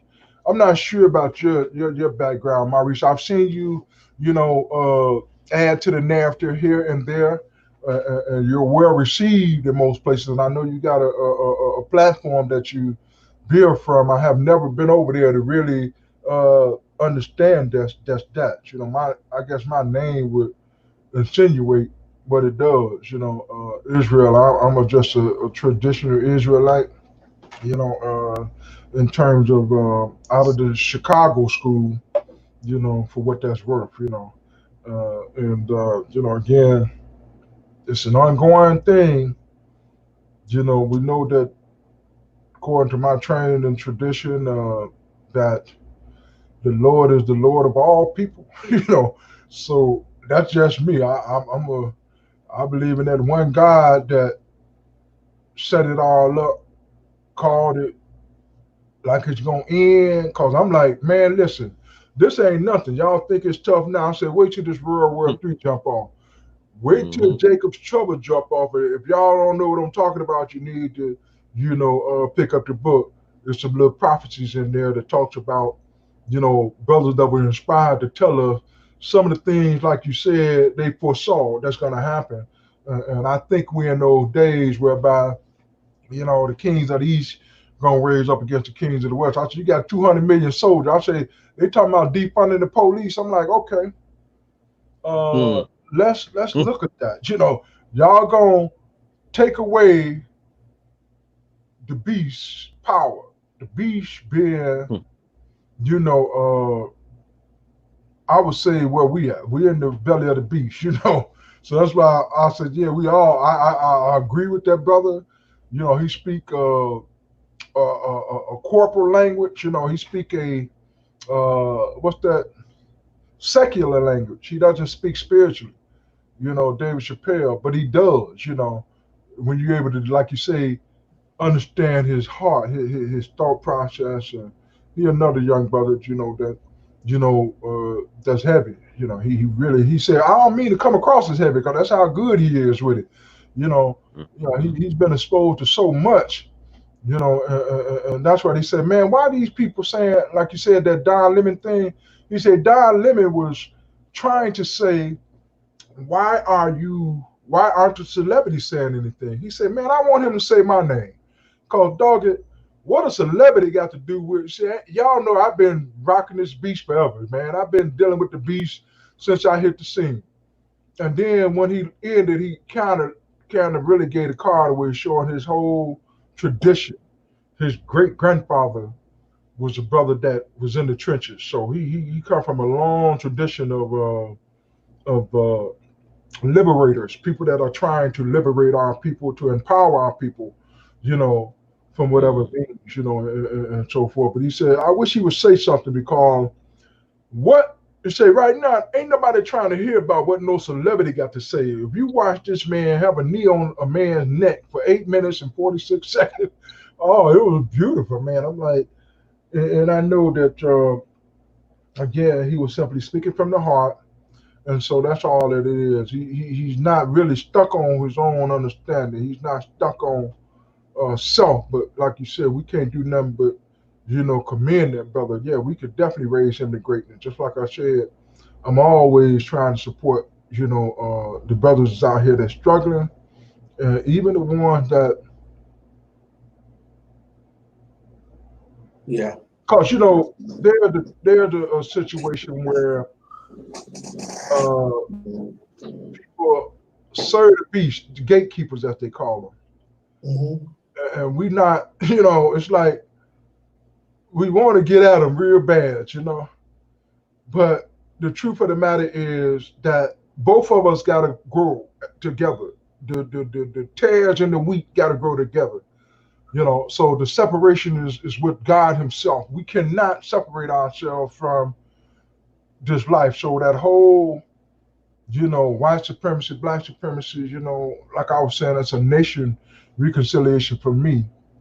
So the struggle there is, it's about all of mankind, and you got this certain element that are stuck under the beast, doing the beast bidding and not the will. Like I said, they got this tear constitution versus the weak constitution. They really are, like you said, man, I appreciate being able to discern. I said, when I heard you say that, I said, that brother's speaking it, man. I said, why we support and don't even know it. He's like, man, I'm glad I got eyes to see and ears to hear, and that's important. That's really is an important thing, navigating. So that's what I'm referring to. The brothers that are cut off. I'm talking about. They're talking about 2/3 of us that are cut off, walks around in the midday, not having a clue about what's going on. So-called conscious community, or unconscious community. That would be the masses of us. So that's why I could appreciate, when like brother JT say, man, we need to wake some of them up. We need to turn that switch on. You need to tell your story. Brother Kaba said, I don't care if you are a window washer. So run out in the street, dodging all them cars to wash them. He said, you need to write a book. You need to tell people about how to dodge them cars when you're running out there trying to wash them windows. So everybody got some greatness, as that brother said, and that work does need to be done, like brother saying, JT, speak on it, speak on it, that platform of speaking on it. But like you said, we need a visual, but at the same time, everybody's not visual. Some of us are, into the written word, some of us are into, audios, a lot of us like to do podcasts, a lot of us, we discern differently. A lot of us are deaf. A lot of us can't see. Like you say, eyes and can't see, but eyes that are simply limited physically and not, like you say, that pineal, because that's what it talks about, open up that third eye, the pineal gland. So it's a lot of things that we are, our sciences, like I say, lost in the sauce, and this is something that, is intentional. If it's 2/3 cut off, smitten with darkness. I'm talking about that's a rationale that's smitten with darkness that come from on high. A lot of people are like, man, that's heavy, man. Why would he do that? Well, keep doing that mess you're doing. Keep running around here, self-willed without, like you said, having the love of your brother and sister. It said, love thy neighbor. If you don't love your neighbor, man, you're in trouble. They don't say love your black neighbor, your white neighbor. It said love your neighbor wherever you're at. It's an identification who as your neighbor is. So I know I'm long-winded, brothers, man. So don't do me like that. Don't leave me out there, making me look bad now. Y'all like, man, big brother running his mouth.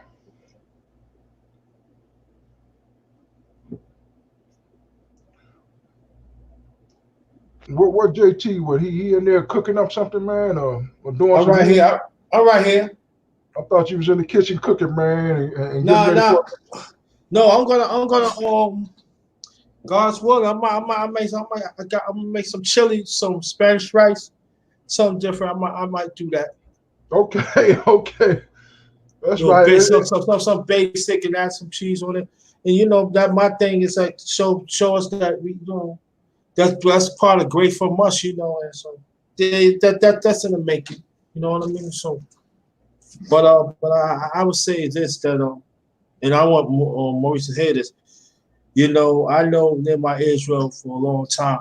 Every time the brother come on, we always build. And he always be right there. Oh, information man, if you want to get on, feel free. We're talking about greatness, black man's greatness. So let me send it out and everything. And and I just want to thank you. Even like I say certain things and make mistakes. You always been right there. And I just want to thank you so much to be there. And I think that's the thing about it. Just be. You don't have to have a lot of money. Just be there. You know. And I think that is the missing component of our growth as black men. We don't love each other. We don't be there for the trying times. We don't say that I know you go through things, but let me show you how to get out of it. You know, and I think that, and I want to thank you. It means a lot.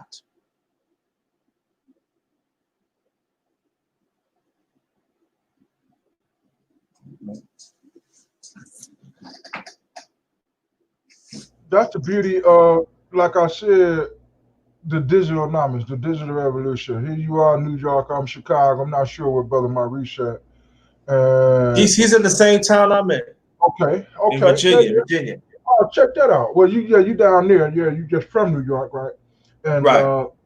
yeah, exactly. So, but that's the beauty of it. Even if it was not so, what do even the event of technology of a telephone, to be able to reach, and we're able to go around the nation, around the world, and have the same hearts and mind, and that's what it's all Right. about, hearts and minds of the folks. So it's a beautiful thing, man. So no, you more appreciated than any, because you got a really genuine approach to your conversation and message. Like you said, I watch you grow. I watch you, put your skin in the game and develop a rapport. I watched you, deal with it. Like watch you grow. So and the same thing would happen to me if I would put my skin in the game as much. I'm like, man, that brother there is courageous. Yes, exactly. Getting it and like you said, throwing the net back for your other brothers is a beautiful thing. You like, man, bro, we gotta reach out to our youth, because I know we get a bad report from the youth saying there's no leadership from us. So I'm like, what y'all missing out on brother JT? He's always standing there with his arm wide open. You know, Exactly. so that's not true. That's just that not understanding that division, the divisiveness, the unhealthiness that we all are. That's all it is. That's why we got to, like you said, create another's existence or something. I forget what that one hashtag, but every one of them are powerful. Yeah, I think that's the thing about it. That what DS1 was saying, and that is so true. That we have to learn to say when a brother do good, we gotta let him know that that it's all right to tell a brother to encourage him. You know what I'm saying? I think that's the missing piece. But also, I think that's the missing piece though too. That brother Israel, that there are some brothers feel that when they get older, when they go through the degrees of growing, they feel wherever they have after they give, after they have it, they stop. But my thing is eternal growth. I still want to improve. I still want to be there because my thing is just that I gotta be there for you too. You hear what I'm saying? And I gotta understand that as me as a black man, that my life still gonna be involved. I'm an OG now, but I'm 54. But I ain't that far from now being as an elder. So shouldn't be no let up of growing. There should be no let up of going through certain things. And we got to be around certain black men that is willing to be there. And I want to know who this is come up in the piece. What up, bro? Hey, what's good? Anthony. Hey, what's up? Hey, Matt, what's good? That's all right. All right. That's all right. How you feel, brother? I'm all right. I'm out here at work and listening to you. Just Okay, letting you thank know you. that Okay, I couldn't push so you out there. talk to big brother Nehemiah Israel, and I believe my brother he be coming right back and everything. I'm just letting you know, Nehemiah Israel. Mac will interview me sooner or later on his channel, so I'll watch out for that, and then I will get him on here do the Chop Up series. But this brother, I didn't know he subbed to me for a very long time. Yeah. I don't know. Ever since the last 2 months, I could say this name my Israel. Me. That's my big brother right there, Amen. And I could say this though too, that the things that I've been through last year, and then I tell how people is. You can see sometimes we overanalyze things instead of see things what it is at times. And I could say this that, and I learned this from my younger brother. I mean, my brother named DS1. And he said, "This big bro, just do things organic. Just be there." He said, "I want you to just show up there. I want you to be there." And I think that I feel sometimes, and I'm not talking about yours brothers, but you know what I'm talking about. They are still brothers out here got a big head. There are That's an some brothers understatement. they feel I'm just going to reach out to certain ones, and the other ones I'm not going to reach out to. Yeah, but And the I think question is that if they're gonna listen. right, exactly. And I think that like brothers like DS1 and other ones, so the younger brothers, they see that. And then they get discouraged and they want to come after you. And so I said to myself, I said, shoot, if they go after these older brothers and they not willing to listen, I'm not going to stop them. But long as I be in the race of helping, long as I be in the race to It's not, pass the but message. brother, underrated. It's not necessarily the race. You know what I mean? It's not the race at all. It's the part of just getting the message out. I mean, again, you basically you're talking a strong message and you're talking a very positive message. So it's not Uh-huh. about the race. It's about Right. what they're going to listen to. And Mm-hmm. usually, if they don't listen at the beginning, they do come around because Mm-hmm. they see everything happening around them. Eventually, if they have their thinking cap on, even though they listen to a lot of nonsense, usually I would say 5 out of 10 will come around and say, hey, this brother's on to something. I want to see what he's doing. I see it happen too many times. Yeah, but I'm gonna tell you this though, and I found out throughout the years, it's not the Mm-hmm. young, it's not the younger brothers. It be the older brothers got big head. Those Yeah. are the ones. Those are the ones is trying to stop the process. Oh These are yeah. the brothers. They feel that I don't have to do anything. I already did enough.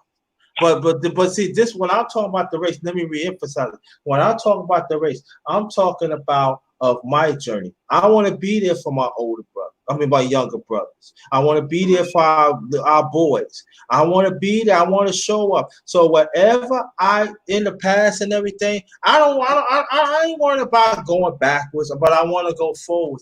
I just want to be there. I don't care what it is. And I find out when I look at through our social media and especially YouTube, we said that we love each other, but we damn don't. We wants to be in our own cocoon, like this, like what we talking about right now.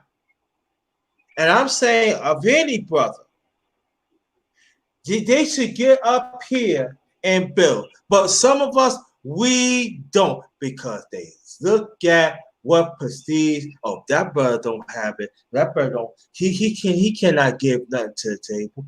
How do you know that? Yeah, you don't. You don't. How do like you right how now, like right now, I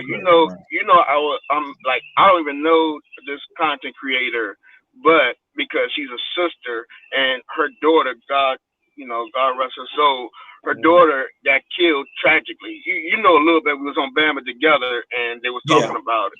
Well, Right. I've been helping her with that situation, with the funeral and everything. Also donating, a good amount of money besides giving them my cash apps as well. Again, it's not about what you say; it's about what you do.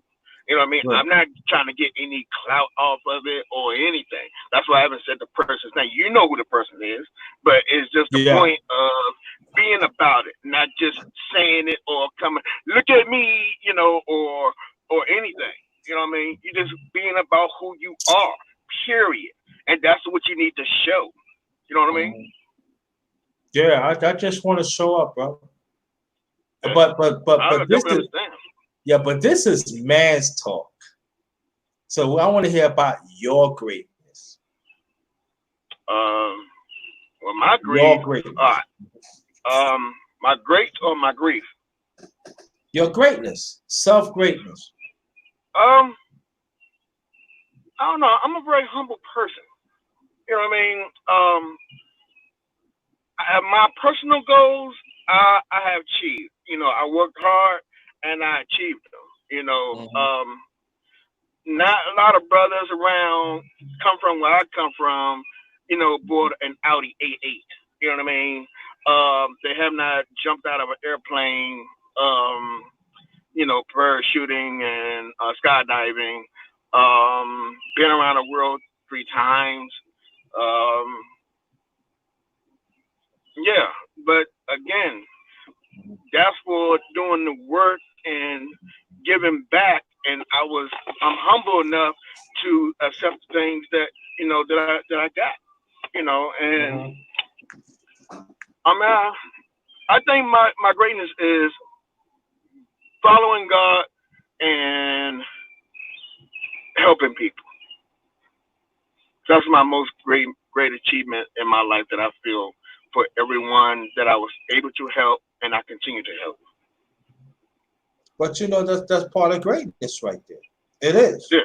That's my greatness. Yeah, that's so great because this is the thing that I say why I developed this topic because I have to say this, and I me, I'm a straight, I'm a straight shooter. Yeah. When it comes to all I wanted. The black man, we had never gained any credit to we resilient, man. We the only black people. I'm talking about as men.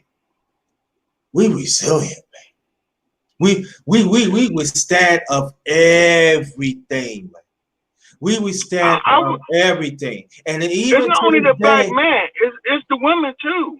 No, I understand. No, I want to stick to the black man now. We got the black one. We go. But we want to stick to our greatness. I get what you're saying, but I want this show. I want about our greatness. We withstand everything. Yeah. I mean, we got years and years of greatness. I mean, this country was built on our greatness. Come on now. Right. But it's not. We don't understand. The first surgeon, the first electrician, the first. I mean, come on now. I mean, thank God. I mean, the social media is a great thing, but also is a bad thing as well. But the great thing I do like about social media and the internet is that everything we learned coming up, 80% of it was wrong. So now with the internet, you can go to these places and find out the facts most times. So and you get more in depth of our history and the actual truth of a lot of things. You know, so with that being said, man, I mean, we have done more than what they taught us in school. I mean, a whole lot Yeah. more. Yeah, that's so true because my late father, he passed away like 31 years ago. And Mhm. he originally from the South. The man he went up to fifth grade reading level, and he became a chef. And I'm talking about he can cook anything. He of any style. I'm talking about any style is the top of his head. Again, it's so much greatness within our culture. Our culture is so rich, but the problem is what was taught to us has divided us. Mm-hmm. And the problem us was to shine is we have to pull together. But Mm-hmm. it's so much envy and so much of disrespect, and I mean they have to wake up. They gotta wake up. Mm-hmm. We got you know how powerful we are, man. Do you know? Look what's going on around right now. Even Mm-hmm. though it's not just us, but we're every time it was something. Look how quickly things. If we can do that every day without having the riots, but unite our minds to think and move and push for things that we want, we can get them. We make statements. Come on now, that's what Mm-hmm. we do.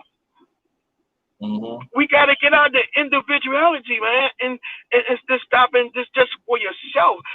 No, I mean, come on Yeah. now. Every other culture pull each other together except for us. When they go to another country, they get in 15, 20 people in a one bedroom apartment. Before the 5 years, all of them got houses, all of them got nice cars, all of them got education, all of them are straight. Why we don't have that? We can get it. We can get it. The problem is we're not fighting for it. We're not standing together to do that. It can't be more than two, three people of our same color in the same house before somebody's getting upset or getting or envy about this other person or jealous about this person. So it's nonsense. It's crazy, and we got to get out of that mentality. We have to. Mm-hmm. Yeah, and so see that's the thing about that. That sometimes I always believe this, and I feel the same way. This I always stick to this. When you have a brother that is trying to do what's right, you gotta acknowledge that. Yes, That's you got to give it to part them. of it. You gotta give it to them because sometimes they get discouraged. I know I do. It be at I mean, you times have a that lot of them. a lot. Yeah, I know. I know. Sometimes I don't want to But get see, on. Sometimes I don't want. I don't that's even the want to do it. Yeah. that's the mentality that how we are programmed and we're trained in our teaching. Think Mm-hmm. about from the schools that we grew up in. Yep. That's what happens. Yeah. Information, man. If you want to get on, the link is in the chat, man. Come and get on. You know what I'm saying? This is Blackman. Understanding Blackman greatness. We want to hear about your greatness. You know, this is see, We got it. I'm giving y'all the platform to get on Hey, the chat. Man, get on the panel.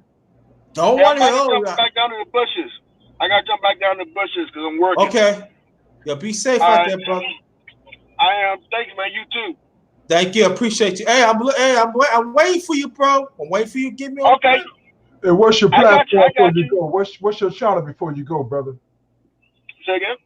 What is your channel name before you go? You say JT Oh, said Instagram? it's in Well, I'll type in the chat. It's Anthony Yeah, type McNeil. it in, please. Yeah. Okay. Okay. Yeah, it's Anthony McNeil. But I type in the chat. Then y'all can look me up. Okay, Yeah. preach. All right, and I definitely get on yours too. I'm always coming. I'm underrated. Every time I come in there, I always leave with about 5 or 6 of your Always. He people. always do. Yeah, he always do.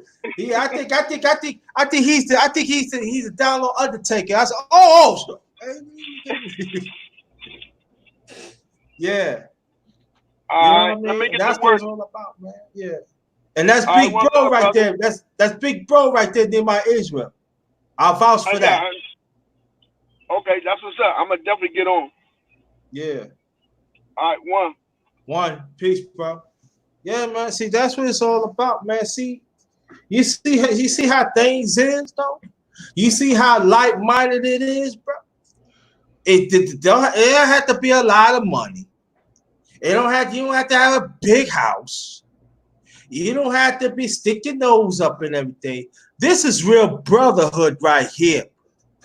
This what it means that each black man respect each other greatness. This what it's all about. Because when I first got on here in my Israel, and I could tell you, it was no brother wasn't coming, but but you know I'm not gonna blame those brothers because things do happen and stuff. So for the first almost 50 minutes, was no brother was on here until Maurice got on. Then after that, almost 2 hours, you get on. Then Anthony, he get on. So I said to myself, I want to be the truth. I'm going to stay on here because it ain't all about my greatness. It's all about your greatness, and I want to hear about your greatness so I could be inspired, and we could inspire each other. And you know what? It's worth it. Yeah, it ain't nothing new to it, Jay. Like the brother was really going in on the mental illness that we deal with. At the end, he was like, "Man, we destroyed people." So that part that I say, you know, it always comes back to the healing process. Like I say, heal before we build. We know that's little bro, and so it starts there. Like you said, okay, well let's hear about it. Put it out there. Like that brother said, yeah, it's important to do it. I'm like, put your information in there, man, if I can look you up. You know, if in fact you over here, you know, hanging out with JT, you know, because I know you like you said, you keep your light on, you know, and that's what I was talking about. This one dynamic brother, man, he done so much work, and what the brother was trying to tell him is that you're giving him too much. You got to drip it to him. So you know, it's each one teach one. Like you said, everybody learn from the collective. You know, so it's a greatness in the collective. So that's why I said it's not about the individual. It is about like they say, it's a we program. You know, it's a we program. It ain't I ain't hitting on shit like all that. When you asked him, first thing he said, I'm a humble brother. You know, I'm like, that's the right answer, brother, every time. You know, I am humble. You know, I'm humble, like you said, by going around the world all these times and woo, woo, woo. So the brother ain't told nothing, but he spoke from his heart, and he commended your heart, and that's what it is. A heart reaches a heart, you know. Yeah. So where is that powerful brother at, man? Where you at? Information, man. That brother is really powerful. I'm trying to, yo, information, man. I'm gonna pick on him a little bit. Information, man. You be fronting, man. Yeah, I told you to go come to the link, man. I'll be playing. One of them hardcore brothers, you know. So yeah, man. What's that? You don't know that brother's channel name? And I'm gonna try. I was looking up. I'm like, A-Mac ain't putting nothing up, and they didn't change the way this thing really go. I think it's Anthony McNeil. Okay. Yeah. So, because I see you. Oh, there it is. He just put it in there in the chat. Okay, let me see. I was waiting for it.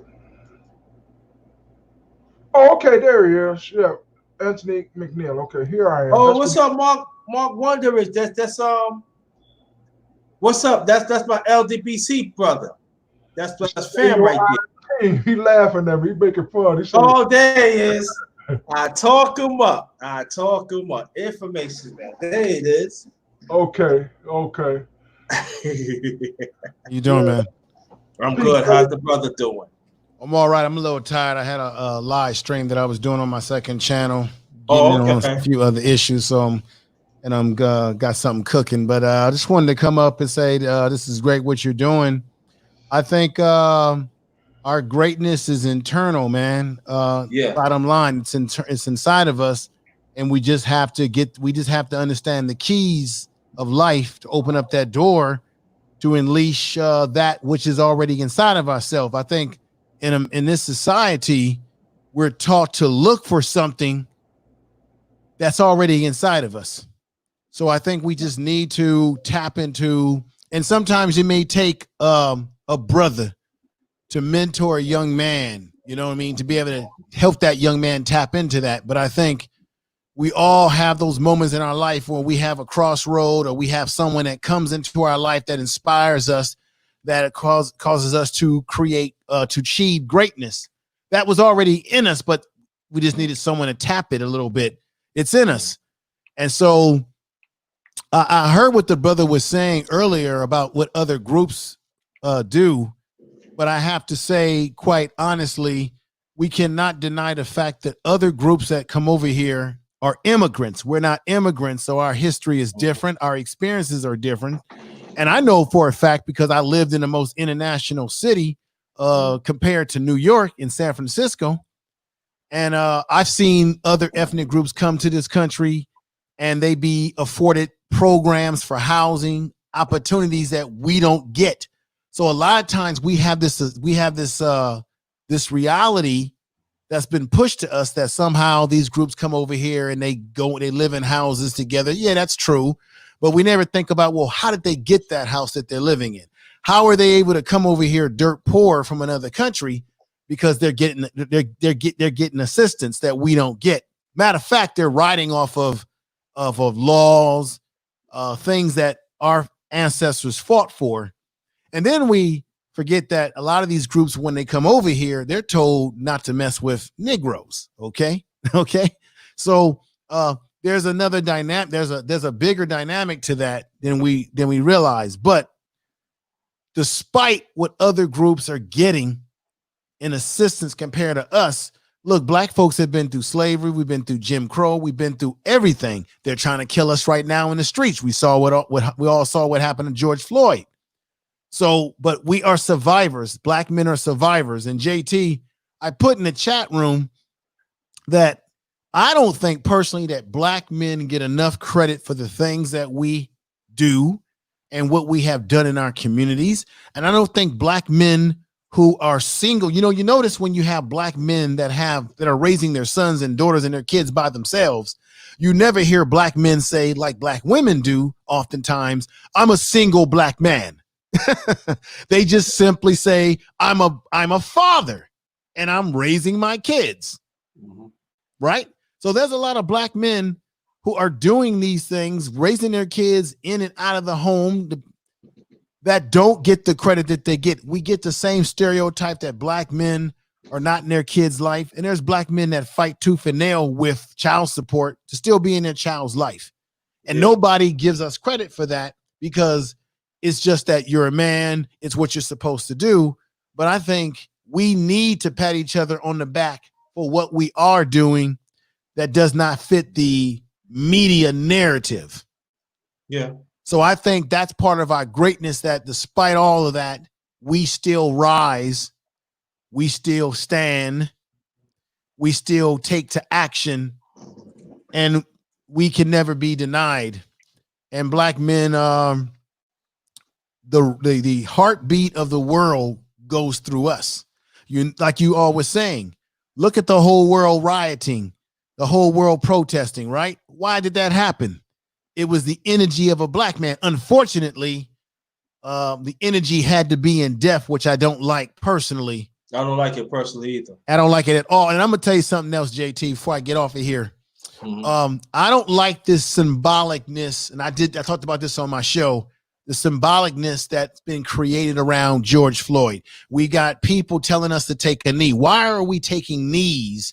To symbolize you're actually giving homage and respect, and you're simulating what the cop did to him. If George Floyd was alive today, do you think he would want people simulating how that cop killed him? Hell no. We should be inspiring the best of what George Floyd was about, and not telling people, let's do this knee challenge. Bullshit. That's putting out the wrong energy. That's putting out low vibrations. There's so much symbolism that's going on here that we need to wake up to. I said earlier, you know what was the start of this man being killed? That fucking Cup food store. Nobody in Minneapolis should shop at that store. That shop is the shop that was the key to his death because they were accusing him of having a counterfeit $20 bill, which to this very day, nobody in law enforcement has said, yes, we found a fake $20 bill. Nobody's even talking about that, JT. And that store is the reason why that man is dead. And they have a nerve to put a mirror on that goddamn store. And you know what information, man? I'm glad you're up here because I always wanted to tell you this the last time we talked about anything. Why? Let's throw out mainstream media. Mainstream media never give a fuck about us. I mean, you know what I'm saying? But the question is, I would say this, and I'm glad you up here. See, people are trying to tell. See, y'all better listen to Underrated One. Greatness knows greatness. We think alike as black men. My thing is this: out of everything, what happened?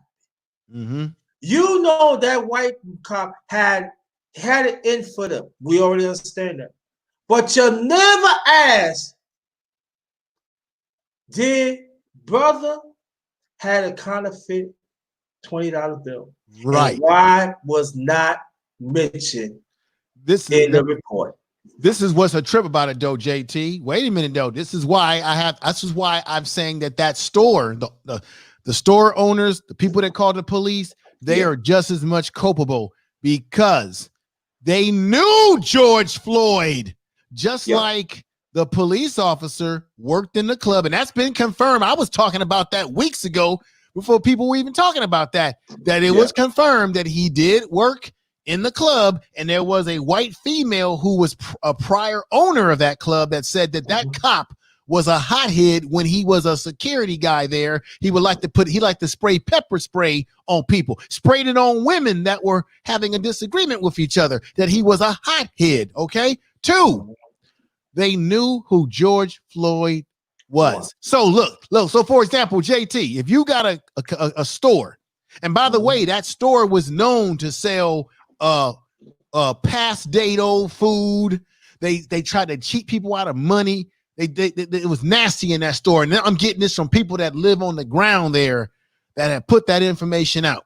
Now, JT, if you got a store and you know me, I'm shopping there every week, right? And I give you a bill and before you call the cops on me, aren't you going to say, let me talk to brother info? I think he might have gave me a counterfeit bill. Are you going to get on your phone and call the cops when you already know me? Or are you going to first see if you could talk to me and say, hey, man, I think you gave me a counterfeit bill? And if George gave them a counterfeit bill, that doesn't mean he's a counterfeiter. He could have gotten that bill from somebody and didn't know that he had a wrong bill. But they didn't. I know how this operates, man, because when I was living in the city, you have a lot of these Middle Easterns that run these convenience stores, right? And they treat black people poorly. You know this. They got them in New York. They treat us poorly. They look at us as criminals every goddamn time, and they rip us off. So when they saw Floyd, they didn't give a damn about knowing him. They saw him the whole time as a criminal every time he probably walked in that damn store and they had conversation with him. So then they go and call the cops, which escalated the whole thing.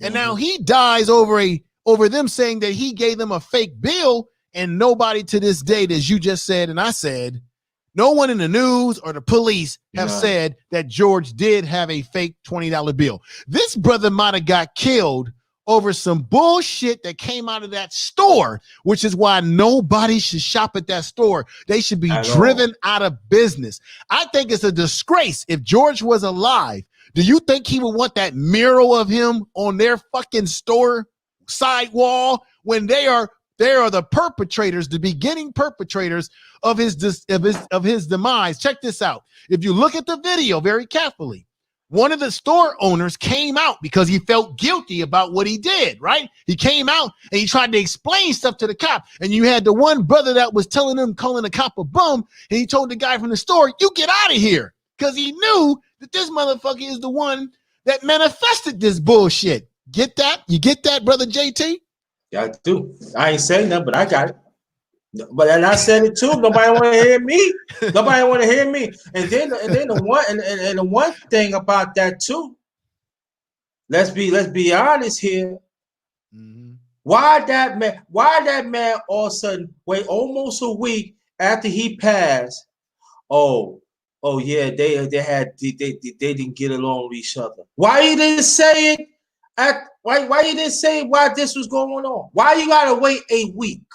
Well, JT, are you familiar with? Are you aware of this information? I think it was put out in the media that the Chavis or whatever the hell his name is, who killed George Floyd, he was ready to make a plea bargain deal. Meaning before they actually arrested him officially, he was ready to kind of like turn himself in because he probably realized he fucked up as everything escalated. But as I agree with George Floyd's brother, that cop had it in for George Floyd. He had a problem with him. And I think, brother, and the media may not want to be honest with you about this, I believe that it did stem from, they're saying that they didn't really know each other there. I don't believe that. I believe that the white boy was jealous of Floyd. There was something about Floyd that he didn't like that rubbed him the right way. And with his white supremacist attitude, he wanted to get Floyd. And that was the perfect opportunity for him to get Floyd. And I believe, and you know how this works, JT, talking about the greatness of black men, nobody has swagger like black men. Nobody has gift of gab like black men. Nobody gets the women of all races like black men. And I think the white boy, as many white boys, are jealous of the unknown and unknown qualities that we have and possessed. You read my mind. You know what? I'm gonna tell you. You read my mind, and you know I'm gonna throw one thing. Are we cooking now? Right, we cooking now because you know what? I was thinking, and then you know what? I was getting ready to say something, but I had to get off at times. You know, I was thinking like this when I first heard that white cop did not like the fact that he had a white girlfriend, and he probably walked down there. He see how effective she is. And she see the other that white cop is, he probably trying to holler at her despite he was married. Right. And she said, nah, yeah, I like that. You know what I'm talking. I'm talking PG now, fam, because you know, I like that. And it spare him, and you know, it's a typical white man white man how they feel. Like, for example, they're in a nightclub. Right? It was a nightclub that they were working in. I bet you he probably was also didn't like, this is my speculation, you know, George probably got a lot of attention from the ladies that was coming in the club. See what I'm saying? Yeah. Right? They probably was going to him, and the white boy didn't like that. I mean, there's a lot of inferences. Let me just say inferences that you can come up with. Because I believe what the brother says. Floyd said, his brother said he believed that there was something personal that cop had with George. And it comes from the club, working at that club together. There's no doubt in my mind. Yeah, exactly. So, you know, he's a white guy. You know, he's married. You know, I'm keeping a buck. Yeah, I know he ain't sad. He probably not satisfying his wife. You know what I'm saying? So well, and you know he probably want to get in with Georgia. And if you see the cop's wife, she looked all right. She left him. She left his ass as soon as she found out that he did the deed. But you know what? Let me tell you something. This is very key though here, brother. For his wife to be saying that she's filing for divorce immediately tells me you can make another educated inference that there was problems in that relationship. Because she didn't ride with him, JT. She did not ride with him. Yeah, I tell you, I think it's more internal. I see. That's why I told. Remember how we always talk about connect the dots. I feel there was a lot of internal things was happening in that marriage, and then what happened was it was a breaking point. And you know who? Oh, I could throw this out there too. Maybe the wife see the brother. And said, like, you see how he treat him like that? Why he couldn't treat me like that? I know he could throw it down like that Why you don't get you never know. But I would tell you, there's a lot more stuff happening like this that we will never know. And I think what you saying, what I'm saying, right? Ain't far-fetched. Hey, who knows how? No. This is another big speculation on my part here. Who knows? I feel that the wife already was unhappy in that marriage. Yep. Who knows? Maybe she came there to pick up her husband one night from the club, working there, and maybe George got to talking to her, and maybe I'm just being honest, and maybe he didn't like George having friendly conversation with his wife. That type of shit happens. You know, men, we operate off of that. We'll see someone do something that we don't like, and we'll keep it to ourselves and say, okay, at the right time, I'm gonna get that motherfucker. So I mean, it's speculation, of course, but hell, anything's possible.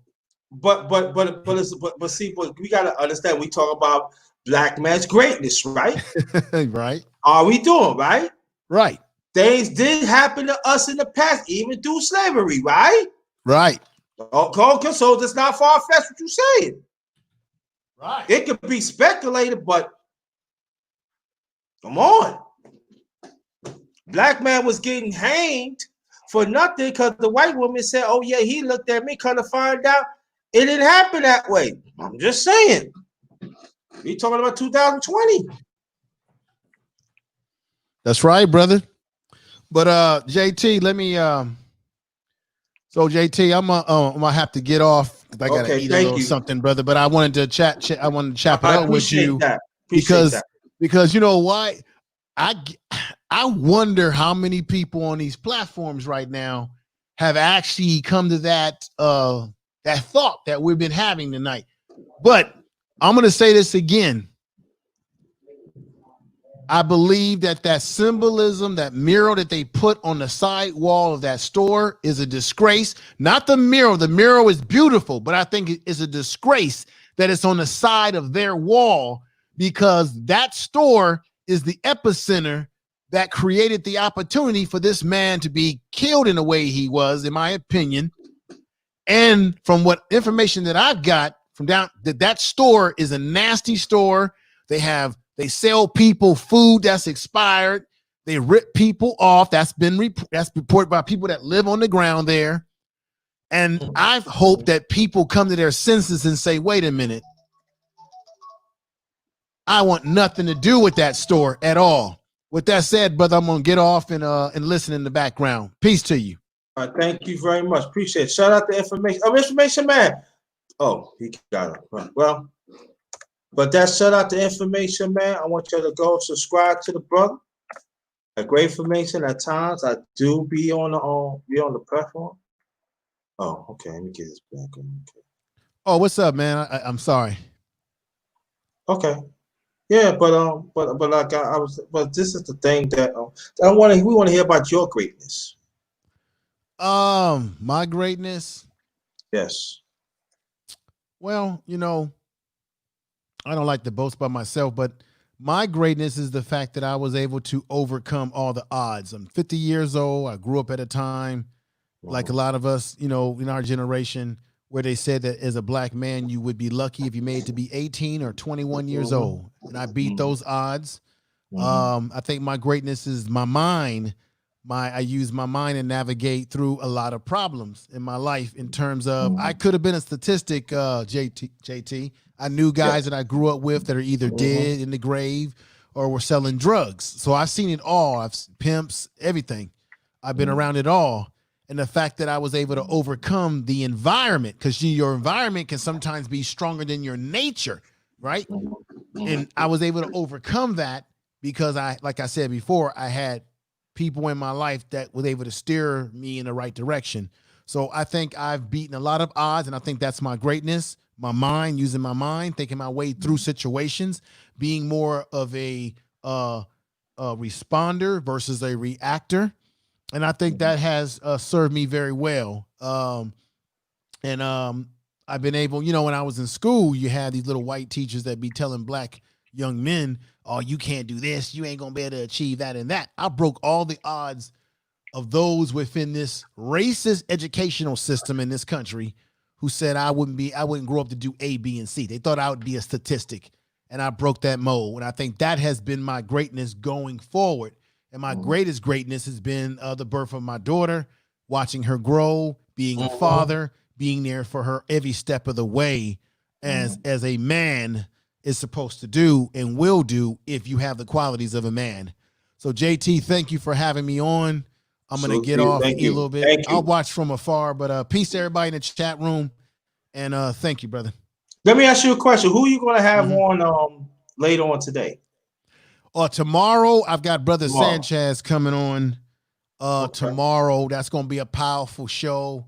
We're going to get into a lot of stuff, spirituality, metaphysics, third eye, all that type of conscious type stuff. That's what he does on his program.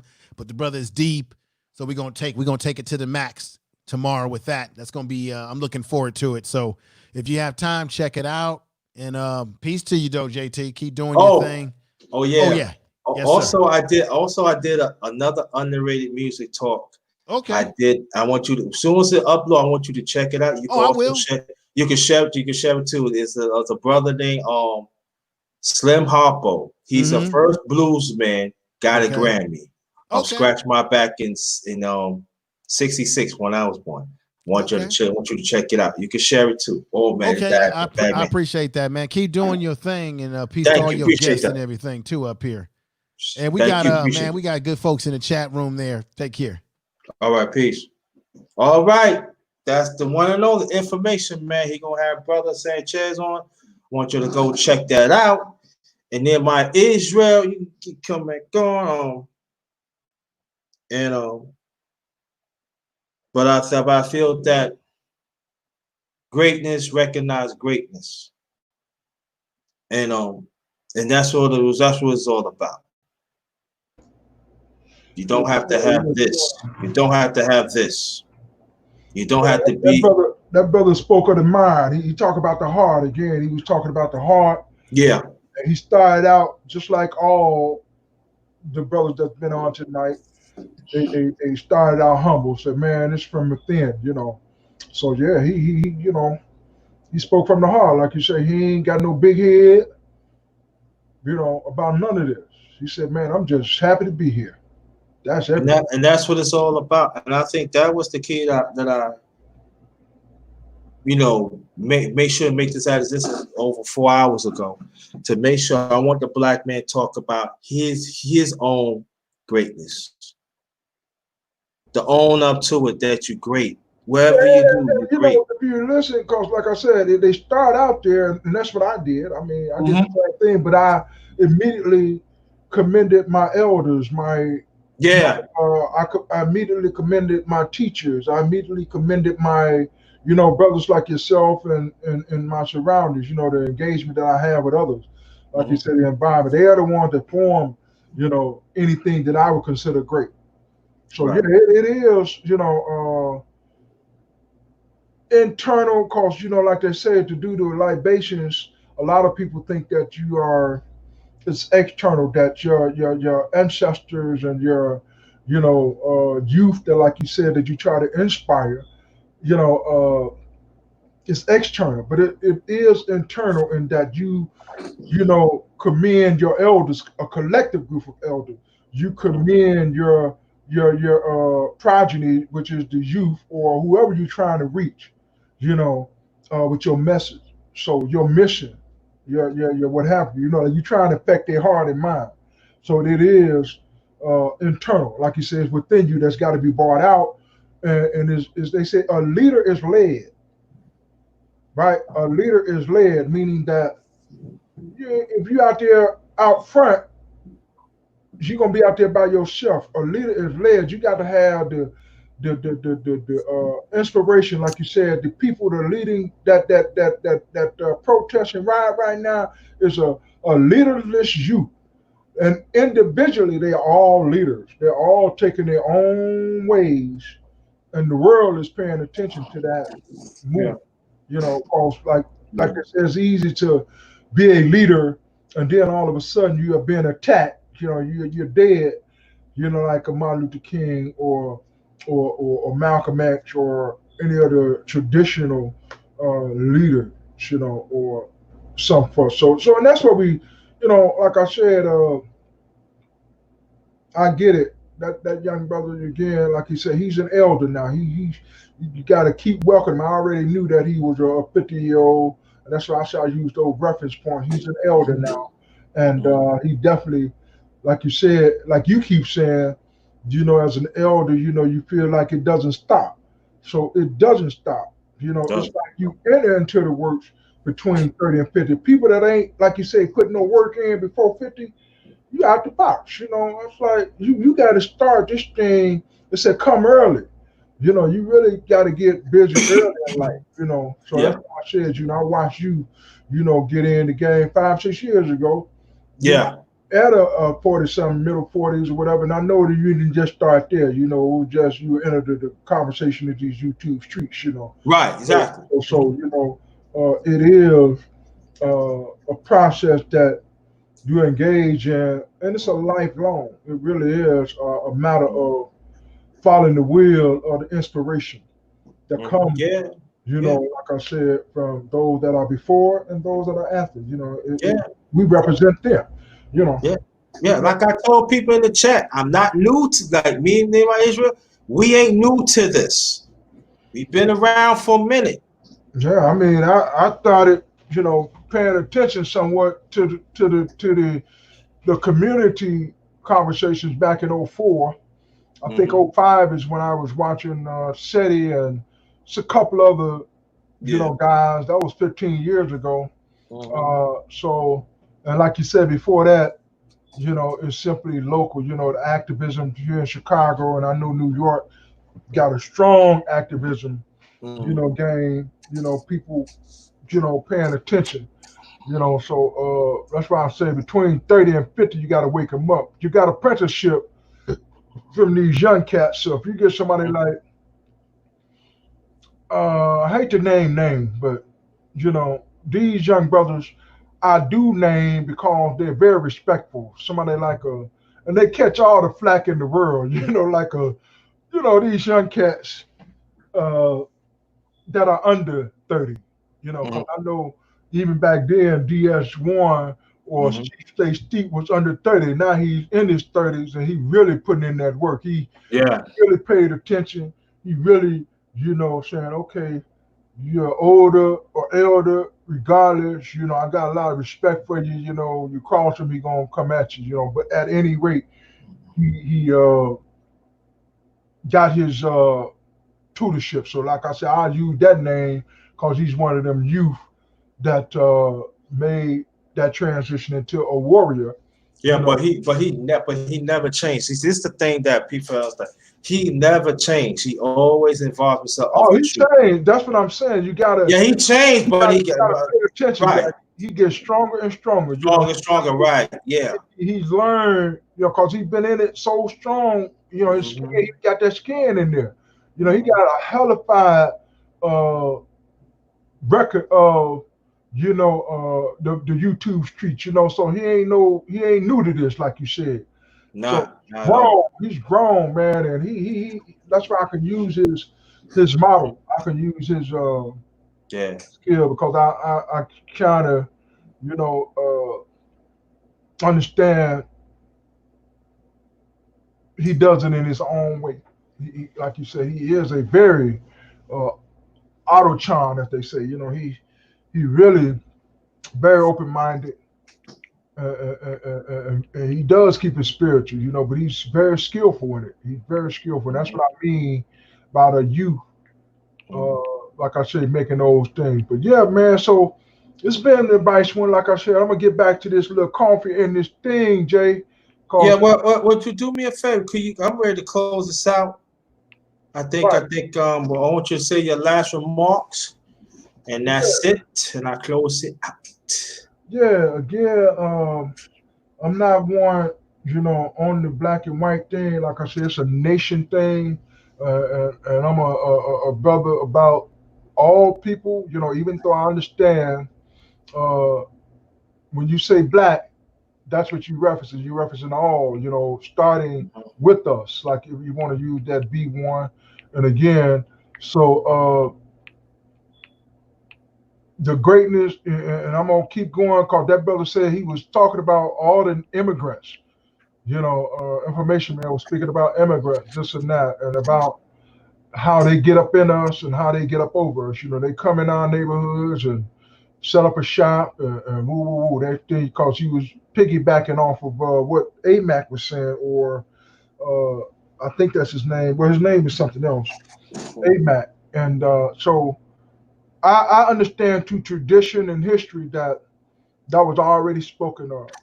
So when I hear it, and I hear it in the conversation that everybody brings, it just shows how spiritual principles never in disagreement. They always complement one another. That's why Yeah. you say greatness recognize greatness. So that's a Yep. true heart reaches your heart. And with that, I'm gonna say grace and peace, and everybody have a decent one. Thank you very much. Preach to you, my big brother Nehemiah Israel. I'm gonna just say one thing. At first, it was looking a little gloomy, but I stuck it out because I love our brothers. And and I was very selfish. I wanted to hear other brothers' greatness, other black men's greatness on me. And you hear it. You hear it loud and clear. And I might do another one. Never know. I might do another one. Our conversation needs to be heard. That we are great in our own way. We had come a long way. And it goes to show, going on 4 hours and 17 minutes, that we are resilient people. Now I'm talking about us as black men. And we cannot be denied of our existence. And I want to thank everybody that came to the chat, even include the queens, that some of them has stayed on about 3 hours. And I know they got to leave to getting tired of stuff.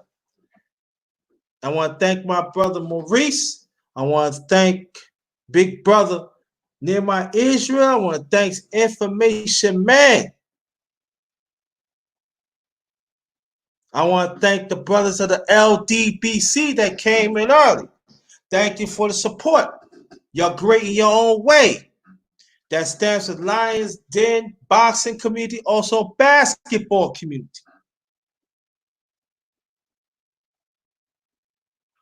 We are forced to be reckoned with, fam. Black man, let's not stop. There are some that do not want to be part of the process. They got answer to that. Let's recognize each other greatness. And it doesn't mean that the black man had a lot more to recognize the little things. You'd be surprised what you can learn from that. I want to thank you. That's right, Mark Wanderers. Speak it, believe it, receive it. Bing, bing, bing, bing, bing, bing. That's all I'm saying.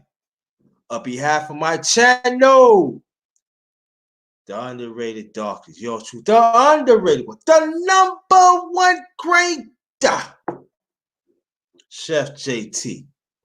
Not just chefing in the kitchen, be chefing up information. Respect my existence. Respect the underrated one existence.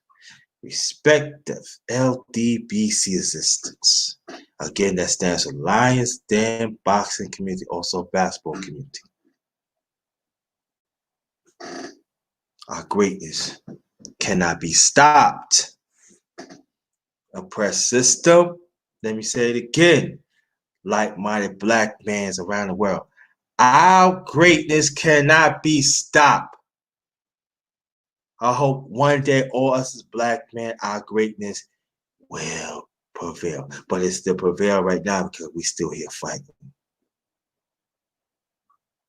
Just keep on fighting because our greatness is there. So on that note, thank y'all. On that note, shout out to my Periscope peoples, my family. Thank you. Until next time, beautiful Bill. Beautiful Bill. I'm great. I cannot be stopped. I'm great.